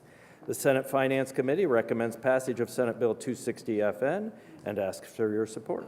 Thank you, Mr. President. Thank you, Senator Innes. The bill is on second reading. Is there any further discussion? There is. Senator Rosenwald. And I rise briefly to oppose the ought to pass motion. This bill hijacks long-established state law on the subject of fair and reasonable compensation for actual services provided by a natural person. And we're doing so based on the request of one dentist who probably got bad advice when he set up his practice and was required by that advice to file a business profits tax return. This bill before us today allows any corporation to deduct any business activity as fair and reasonable compensation. We have no idea what the fiscal impact will be, and we're legislating for one individual who has other remedies to fix his tax situation that really he got himself into. This is not how we make good public policy in New Hampshire, and I ask that we vote down the committee report. Thank you. Thank you, Senator Rosenwald. The bill is on second reading. I see no further discussion, so the question is on adoption of the committee recommendation of ought to pass on Senate Bill 260. Are you ready for the question? All in favor, please say aye. Aye. Any opposed? No. The ayes have it. The motion of ought to pass is adopted. Senate Bill 260 is ordered to third reading. Senator Ray, would you do the honors for a minute?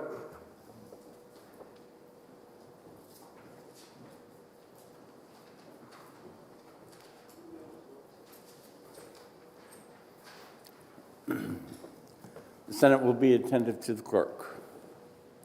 Thank you, Mr. President. The Committee on Finance, to which was referred Senate Bill 263 FN, an act extending the New Hampshire Granted Advantage Healthcare Program and reestablishing the Commission to evaluate the effectiveness and the future of New Hampshire Granted Advantage Healthcare Program.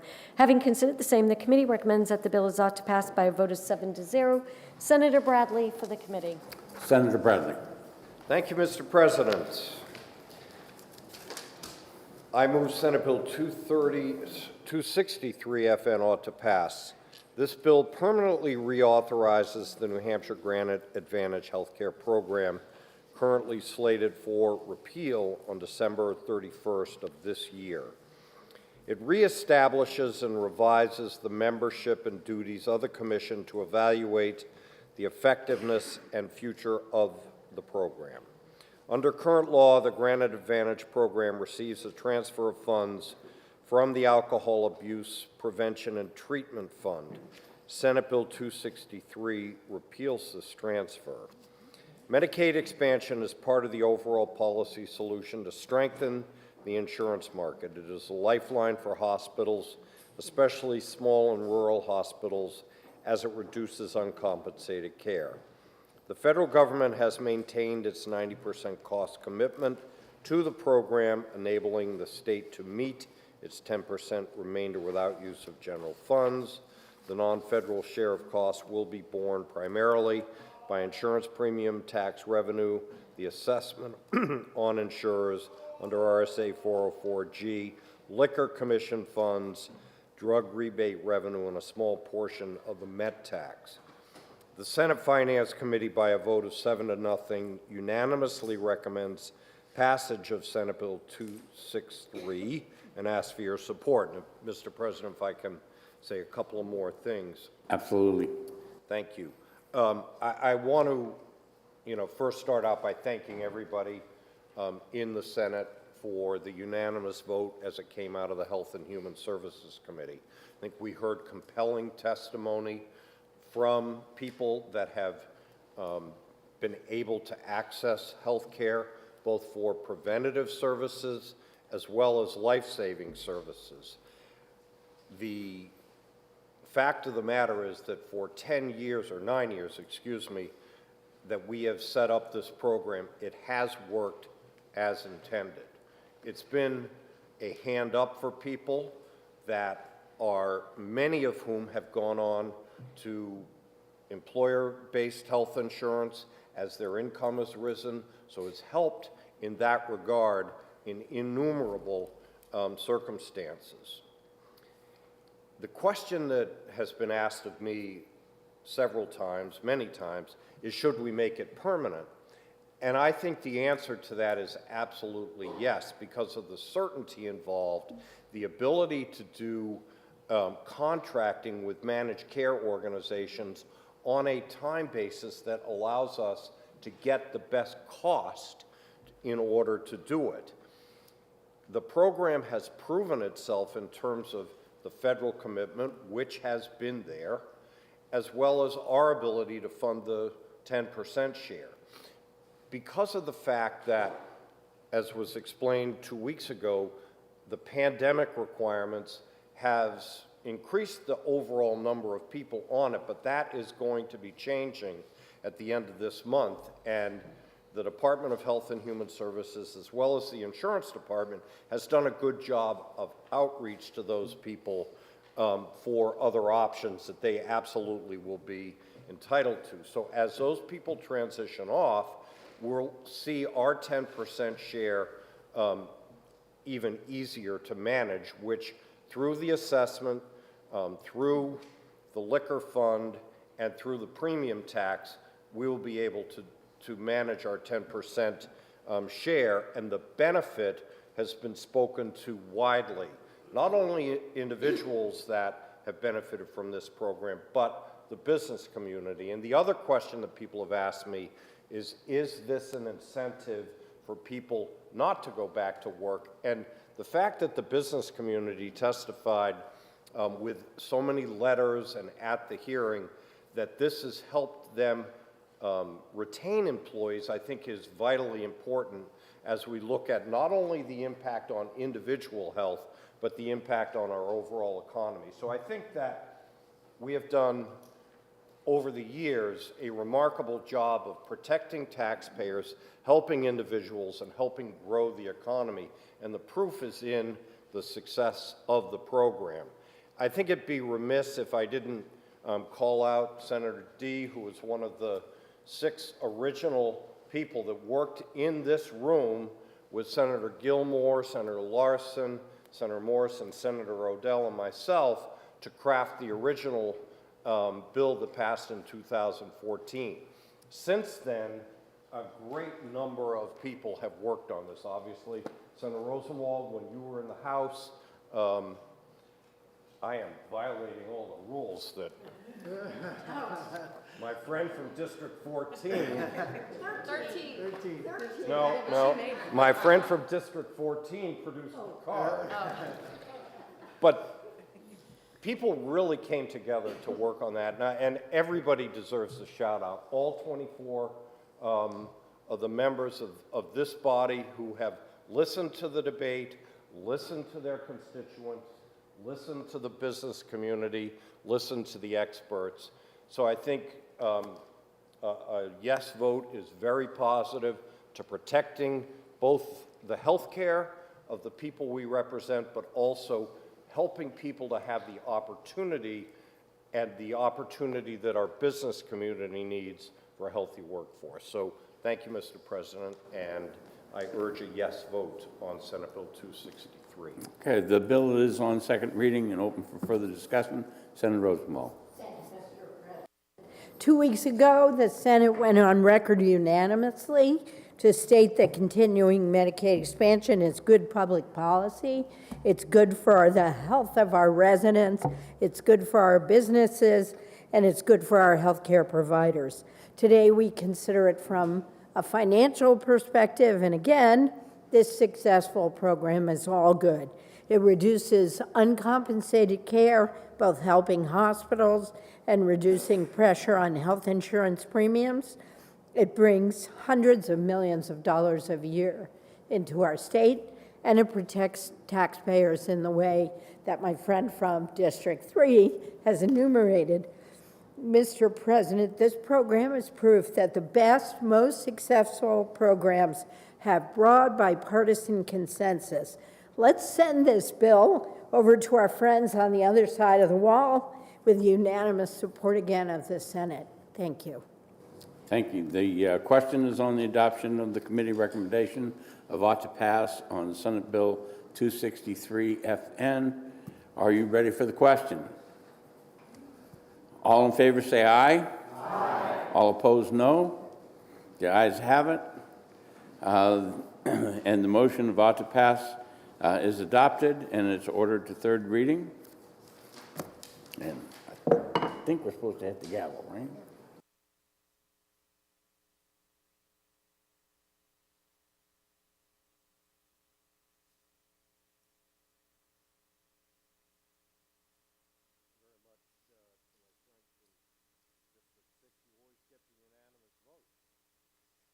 Go figure.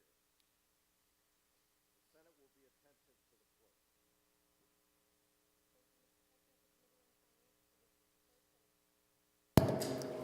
Thank you, Mr. President. The Committee on Finance, to which was referred, Senate Bill 270 FNA, an act relative to appropriations to the Department of Transportation.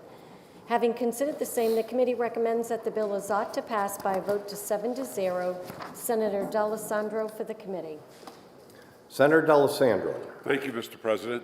I move Senate Bill 270 FNA ought to pass.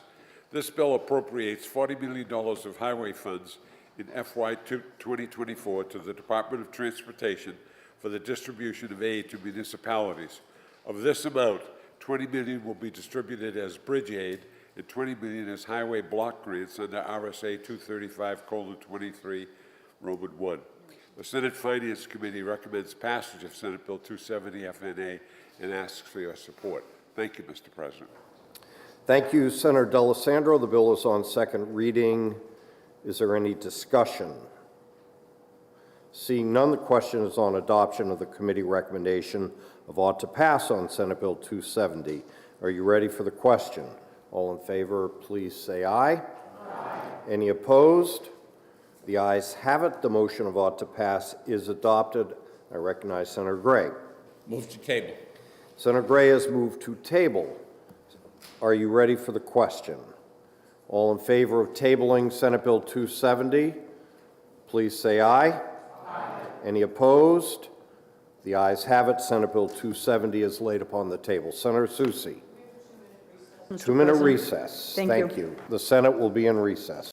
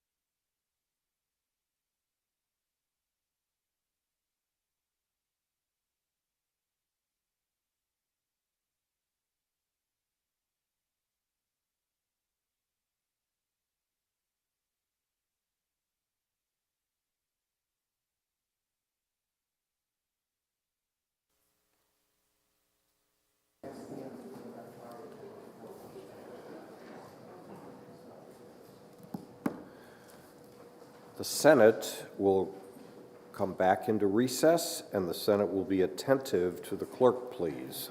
Thank you, Mr. President. The Committee on Judiciary, to which was referred Senate Bill 253, an act relative to parental access to minor child's medical records. Having considered the same, the committee recommends that the bill be re-referred to committee by a vote of 3-2. Senator Carson for the committee. Senator Carson. Thank you, Mr. President. I rise to ask the body to overturn the committee recommendation of re-refer to committee so that I might offer a floor amendment. Thank you. The motion is re-refer to committee. Is there any further discussion? Senator Chandler. Mr. President, I would ask the body to vote favorably for the re-referral motion for several reasons, not the least of which I am not at all persuaded at this point that this bill is necessary. Parental rights and the rights to medical records are enumerated in a number of places, including in statute and through HIPAA. I also believe that even the amendment as it exists does not necessarily cover some of the issues that were raised in committee, those issues which led us to believe that a re-referral motion was necessary.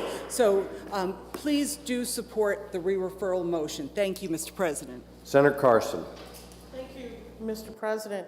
One of the reasons why we referred this bill back to the Judiciary Committee, because there was a bill that was in the House that was a little more comprehensive than what we had. It is my understanding that that bill has died in the House.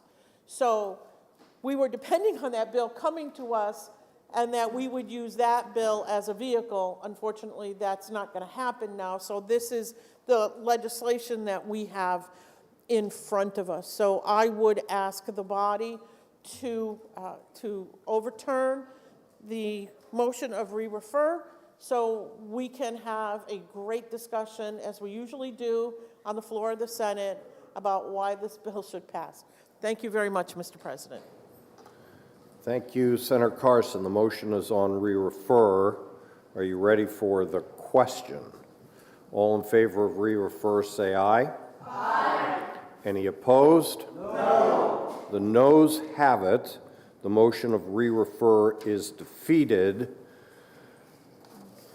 The question, the bill is now on second reading. Is there further discussion or floor amendment? Senator Abbas. Thank you, Mr. President. Senator Abbas moves ought to pass. And offer an amendment that's And now is recognized to offer floor amendment 1186. Yes, Mr. President.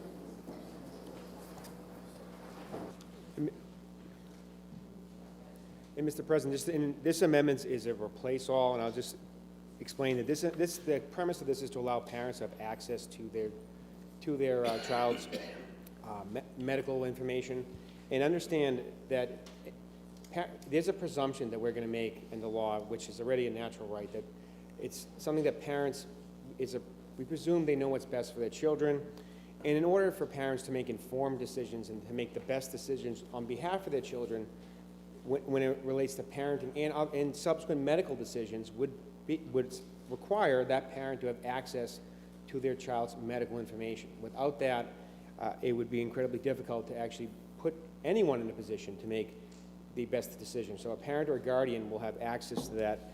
The amendment proposes, and I think it's very thoughtful, it does list some exceptions to that. One of them is that if the medical treatment that the child is receiving does not require the parent's consent, so that would involve STD testing, if there was an override for to terminate a pregnancy, that would not require parents, that would not allow the parents access to the medical information. Also drug and alcohol treatment. Also, if the parent or guardian is subjected to any type of domestic violence restraining order, a stalking order, something like that, they would not be allowed to have access to the child's medical information because there's been obviously some potential criminal behavior that has occurred, and specifically abuse. But also, the doctor, the physician, would have the opportunity to still withhold it if they believe, and they have to demonstrate this and articulate why they're withholding it by clear and convincing evidence, that they believe that the disclosure of this medical information will result in abuse and neglect of the child. My understanding, physicians, they are specifically educated and trained on detecting when a child has an injury, whether that injury was likely to be caused by abuse. So they actually would be able to articulate that, I believe, would be very, very clear for a doctor that they know it when they see it. So that puts them in a position where they can still protect the child if they believe such thing would result in further abuse. I believe this is a common sense, this amendment has common sense language in it, and it allows parents to make the right decision, but also puts doctors in a position to make the best decision as well for the child. So I think this is really good, a good compromise, and I hope you support me in adopting this amendment. Thank you, Mr. President. Thank you, Senator Abbas.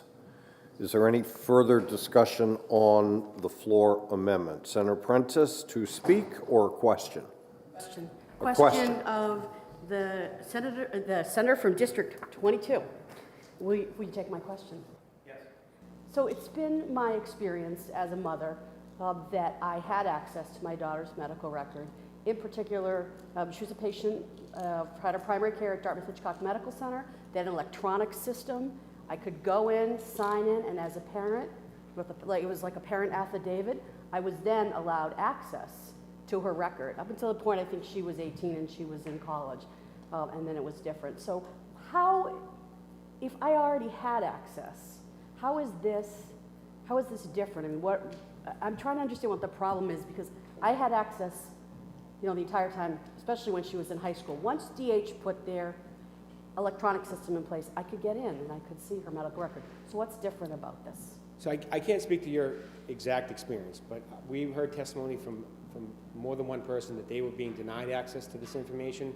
And also accessing a portal online and getting a physical copy, a certified copy of that medical record, one will have different information than the other. Sometimes a medical record will actually reference a prior medical treatment or have a prior medical record attached to it, where a portal does not always offer that same things. But at the same time, the portal, again, I'm not sure of the experience you had, but I would say that this allows to get the physical record. To share the portal with the subsequent physician, also not that easy. If you bring your child to another doctor that's not in the same network, the portal's not, I don't believe, would be sufficient. Follow-up? Would you take my follow-up question? Yes. Thank you, Senator Abbas. So, portal or not, I had access to her medical record. So what I'm trying to understand, I think if I went in and asked for, actually I know if I went in and asked for a paper copy, I could get that. It seems that this portal wouldn't even be available if there wasn't the ability for parents to access medical records. That's what I'm trying to I'm kindly trying to understand. I would say this: if you were able to access your children's medical records without any complications, I would then kind of believe that maybe there's some confusion in the law where this standard is being applied differently depending on which medical institution we're talking about. So I think this, at the very least, would provide clarification that's very clear when the medical records would actually be accessible to the parent and when they would not be. So this may provide clarification, and I think it benefited that you didn't run into these obstacles, but some parents who are in dealing with those medical facilities, I think this is very clear what the medical facilities should be doing. Okay. Thank you, Senator Abbas. Thank you, Mr. President. Is there any further discussion on the floor amendment? Senator Whitley. Thank you, Mr. President. I rise in opposition to the floor amendment. I could have supported a floor amendment, this floor amendment, in fact, if it did make an exemption for therapy notes. But first, I wanted to address what my colleague from District 22 had talked about, what stories we were hearing. We actually only heard in Senate Judiciary from one parent, and what she couldn't access was the portal because her daughter was of a certain age that the portal, she had to get permission to access the portal. But we didn't hear any testimony of people actually requesting records and not getting them. So again, I think this is a solution in search of a problem, particularly because all these rights are already expressed in state law and in HIPAA. So I don't see this as a problem. I haven't heard from a parent who has requested records and has been denied. So that's the first issue. And then the second issue, again, I would support this floor amendment if it addressed the issue that we did hear significant testimony on in committee, and that is therapy notes. So we heard from the Children's Behavioral Health Policy Coordinator at New Futures that said that without an exemption for therapy records, that this would undermine mental health treatment. Again, we have talked at length in this body about the fact that we are in a children's mental health crisis. So the fact that we'd be interfering with a child seeking treatment, getting appropriate therapy by divulging therapy notes, I think that would be really antithetical to the work that this body has done to address the mental health crisis. She goes further on to say that she would absolutely, like I just indicated, support this bill if it had an exemption for therapy notes, which it doesn't, neither does this floor amendment. She goes on to detail a case for us, Berg v. Berg. This is a New Hampshire case, Supreme Court case. It's already addressed. It addresses those cases in mental health when records should be released and when they shouldn't. And what she said is that this bill, without the exemption, would overturn that precedent. And I think we have to think long and hard, and that's why I think the referral was more appropriate. We are going to be overturning a Supreme Court decision should we do this, and I think we need to think long and hard about it. But she wasn't the only one that expressed a concern about this exemption. The Hospital Association expressed that concern, and also NAMI. I think NAMI recognized, of course, parents have a huge role in medical treatment, but we know that the impact of adverse childhood experiences on our New Hampshire children is significant. And we want to get these folks into treatment. And it's very important that a child has a therapeutic relationship with their provider. And the risk of therapy notes being divulged would absolutely interfere with the relationship between a therapist and a child and interfere with treatment because of that.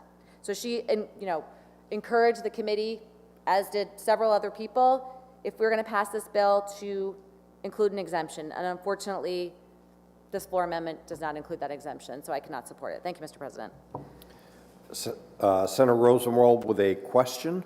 Senator from District 15. Yes.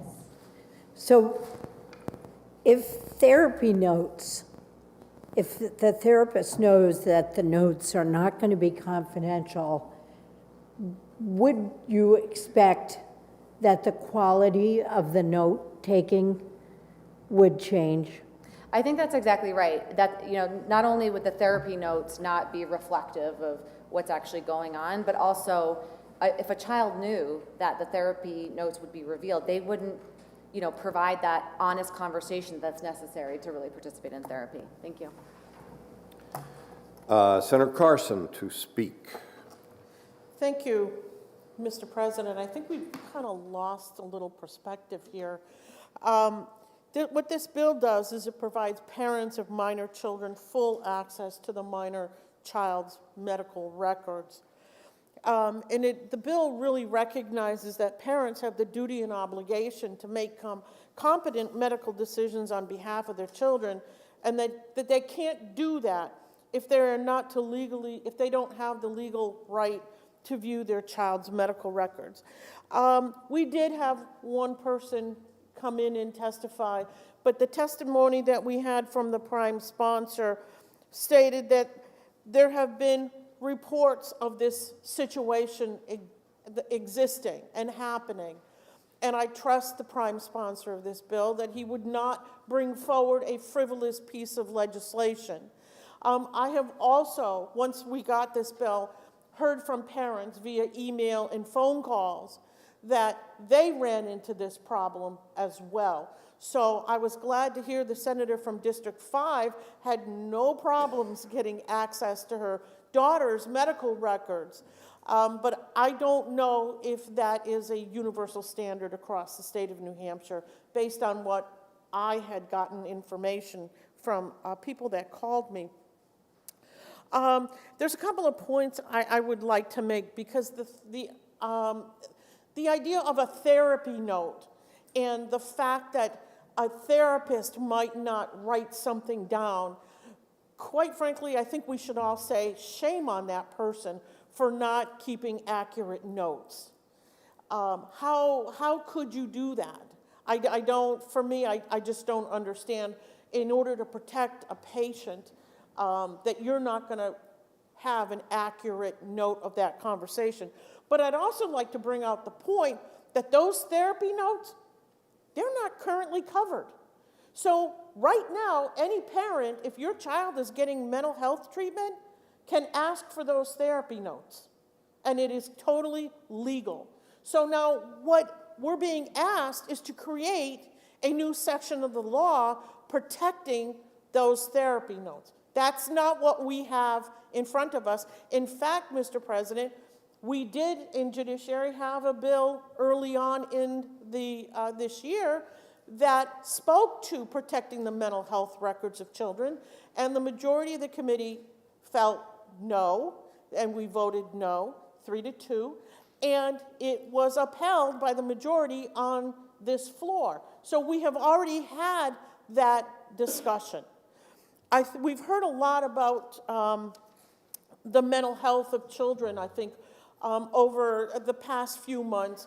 We know that we have a lot of kids that are suffering, and it goes back to the fundamental idea of parents knowing what's going on with their children and being able to help their kids if they're struggling. And it's great. We want our kids to get that treatment, but as parents, we want to be involved. We want to know. And I, as a parent, should not have to hire a lawyer to get access to those notes. I should be able to go and just say, look, I want to know what's going on. And what happens if your child is being harmed in some way in that therapy? You're not going to know if you hide those from parents.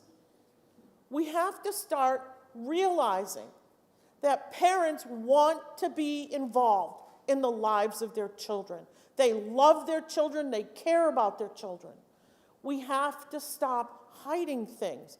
Kids, of course, they do things, and they're always afraid of their parents finding out. I think all of us, it's a been there, done that kind of thing. But for the most of us, because of what we've had with our lives experience and the relationship that we do have with our children that have been built up over time, we want them to come to us. And you really want to have that pattern established because you want that kind of relationship so that when they're much older and you're much older, that they're still going to come to you and talk to you. Our obligation as parents doesn't end when that child turns 18 and they become legally an adult. Our obligation as a parent is lifelong. I tell my daughters, I'm going to be your mother until the day I die, and then probably even afterwards. So it doesn't stop. We love our kids and we want to be involved in their lives. And what this bill says, quite frankly, Mr. President, is we want the right to be able to look at their medical records and find out what's going on. And again, Mr. President, in speaking to the amendment, there are exceptions, because there are exceptions in the law. And we realize that there are some times when parents don't actually do the right thing. And we want to protect those kids, and that's why those exemptions are in the law. So I would ask all of you to join me in supporting amendment number 1186. Thank you very much, Mr. President. Thank you, Senator Carson. I believe there is a question from Senator Chandley of the senator from District 15. Oh, not me. Thank you, though. I appreciate your willingness to answer the question, and I would, thank you, Senator. As I understand current law, any medical provider, including a mental health provider who is giving care to children, is required, under current law, is required to discuss a diagnosis, a prognosis, and any treatment with a parent. And the parent must absolutely consent to any treatment. That is true for everything except the exceptions already in law. My concern with the amendment as we have it before us is that while those things would remain true, that the one thing that is not required with regard to the case you cited is the therapeutic notes. Am I correct in understanding that this in no way, that current law in no way prevents medical providers from sharing, in fact requiring perhaps, that they share their diagnosis, their prognosis, and their treatment suggestions with parents? That is absolutely correct. And I was going to ask you the same question, so thanks for asking me. Thank you. Well, I don't know. Do you want me to recognize you to ask that question? All right. I think we're down to our final speaker, the member from District 22, Senator Abbas. Thank you, Mr. President. I just want to clarify a few issues. I understand the sensitivity of therapeutic notes, and I can understand, and I appreciate the conversation we're having. But understand, if you were to request the therapy records, the substantive part of those records is the therapy notes. You already know that your child's going there because you sent them the request. You get a piece of paper, about more than half of it, if not all of it, is going to be basically redacted. You're just going to get a record saying, well, they came here on this day, here's the bill.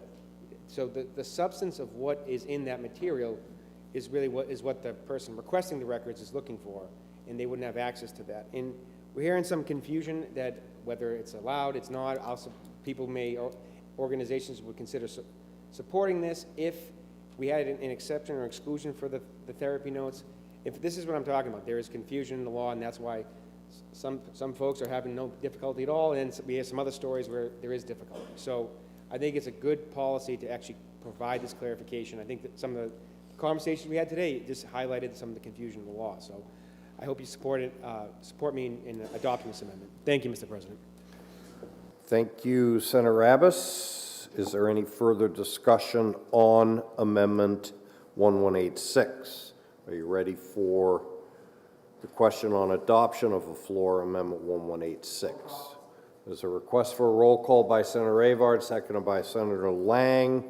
The clerk will please call the roll. Senator Gendreau. Yes.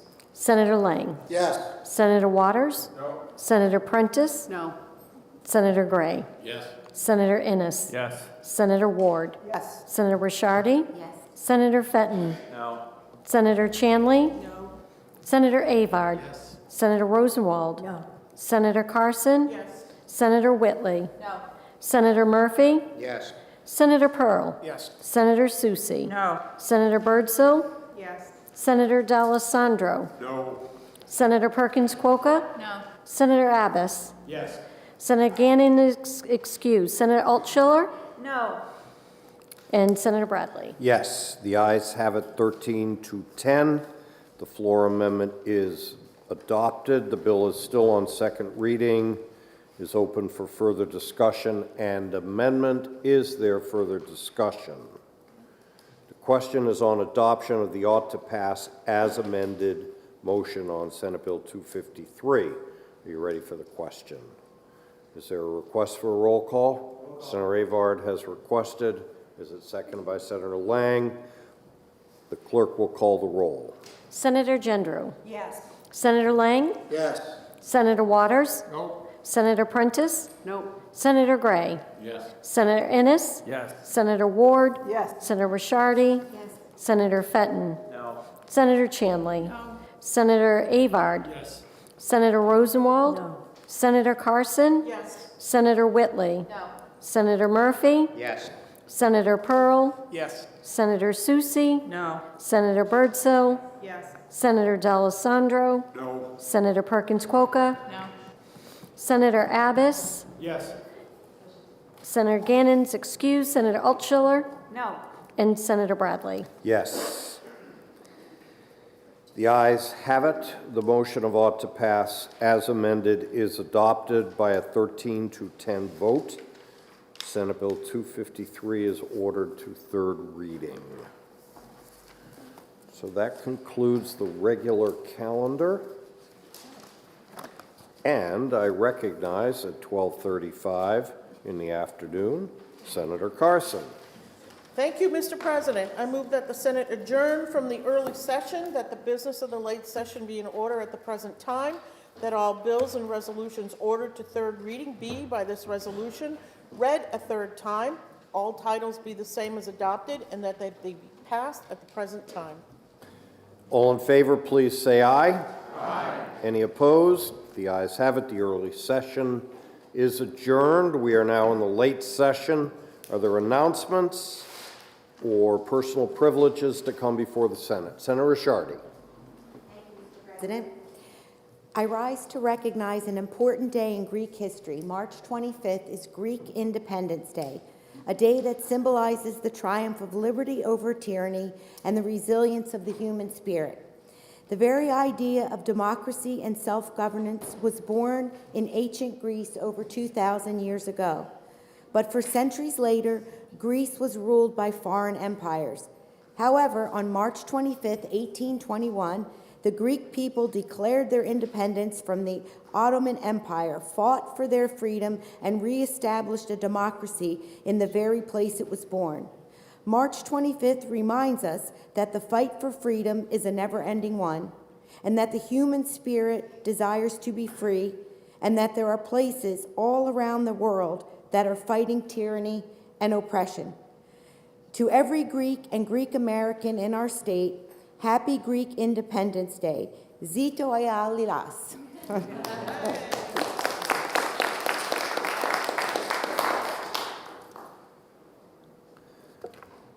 Are there further announcements or personal privileges?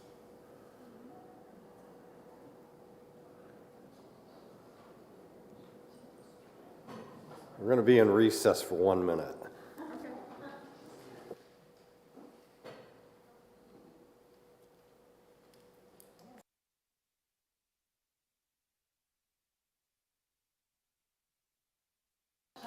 Maureen's last day.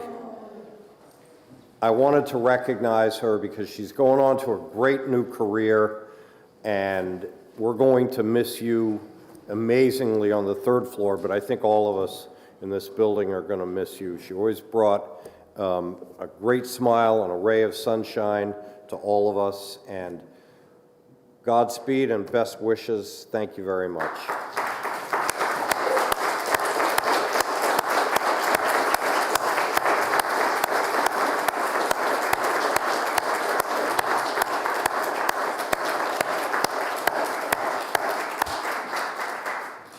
Do you want to say anything? Come on up, say something.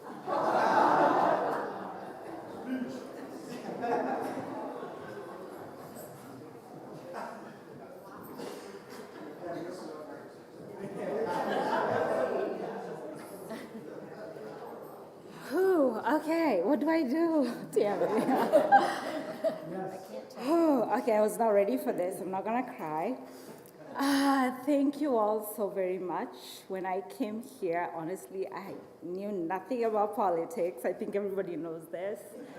But I've met amazing people here. I mean, everyone here has been amazing to me. I did not know what to expect.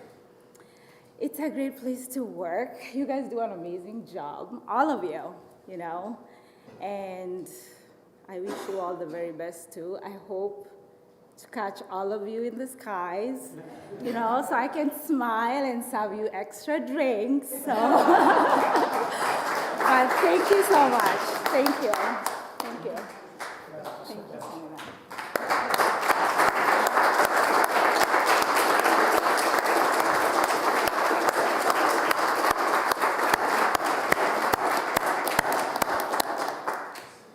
Are there any further announcements, personal privileges to come before the Senate? Without objection, all personal privileges or unanimous consent or other remarks shall be entered into the permanent journal of the Senate per Rule 216 and 217. Seeing no further business, I recognize Senator Carson for a motion. Thank you, Mr. President. I move that the business of the day being completed, that the Senate recess to the call of the chair for the purposes of introducing legislation, re-referring bills to committee, scheduling hearings, sending and receiving messages, vacating bills, and processing enrolled bill reports and amendments. And when we recess to the call of the chair. All in favor, please say aye. Aye. Any opposed? The ayes have it. The Senate is in recess to the call of the chair.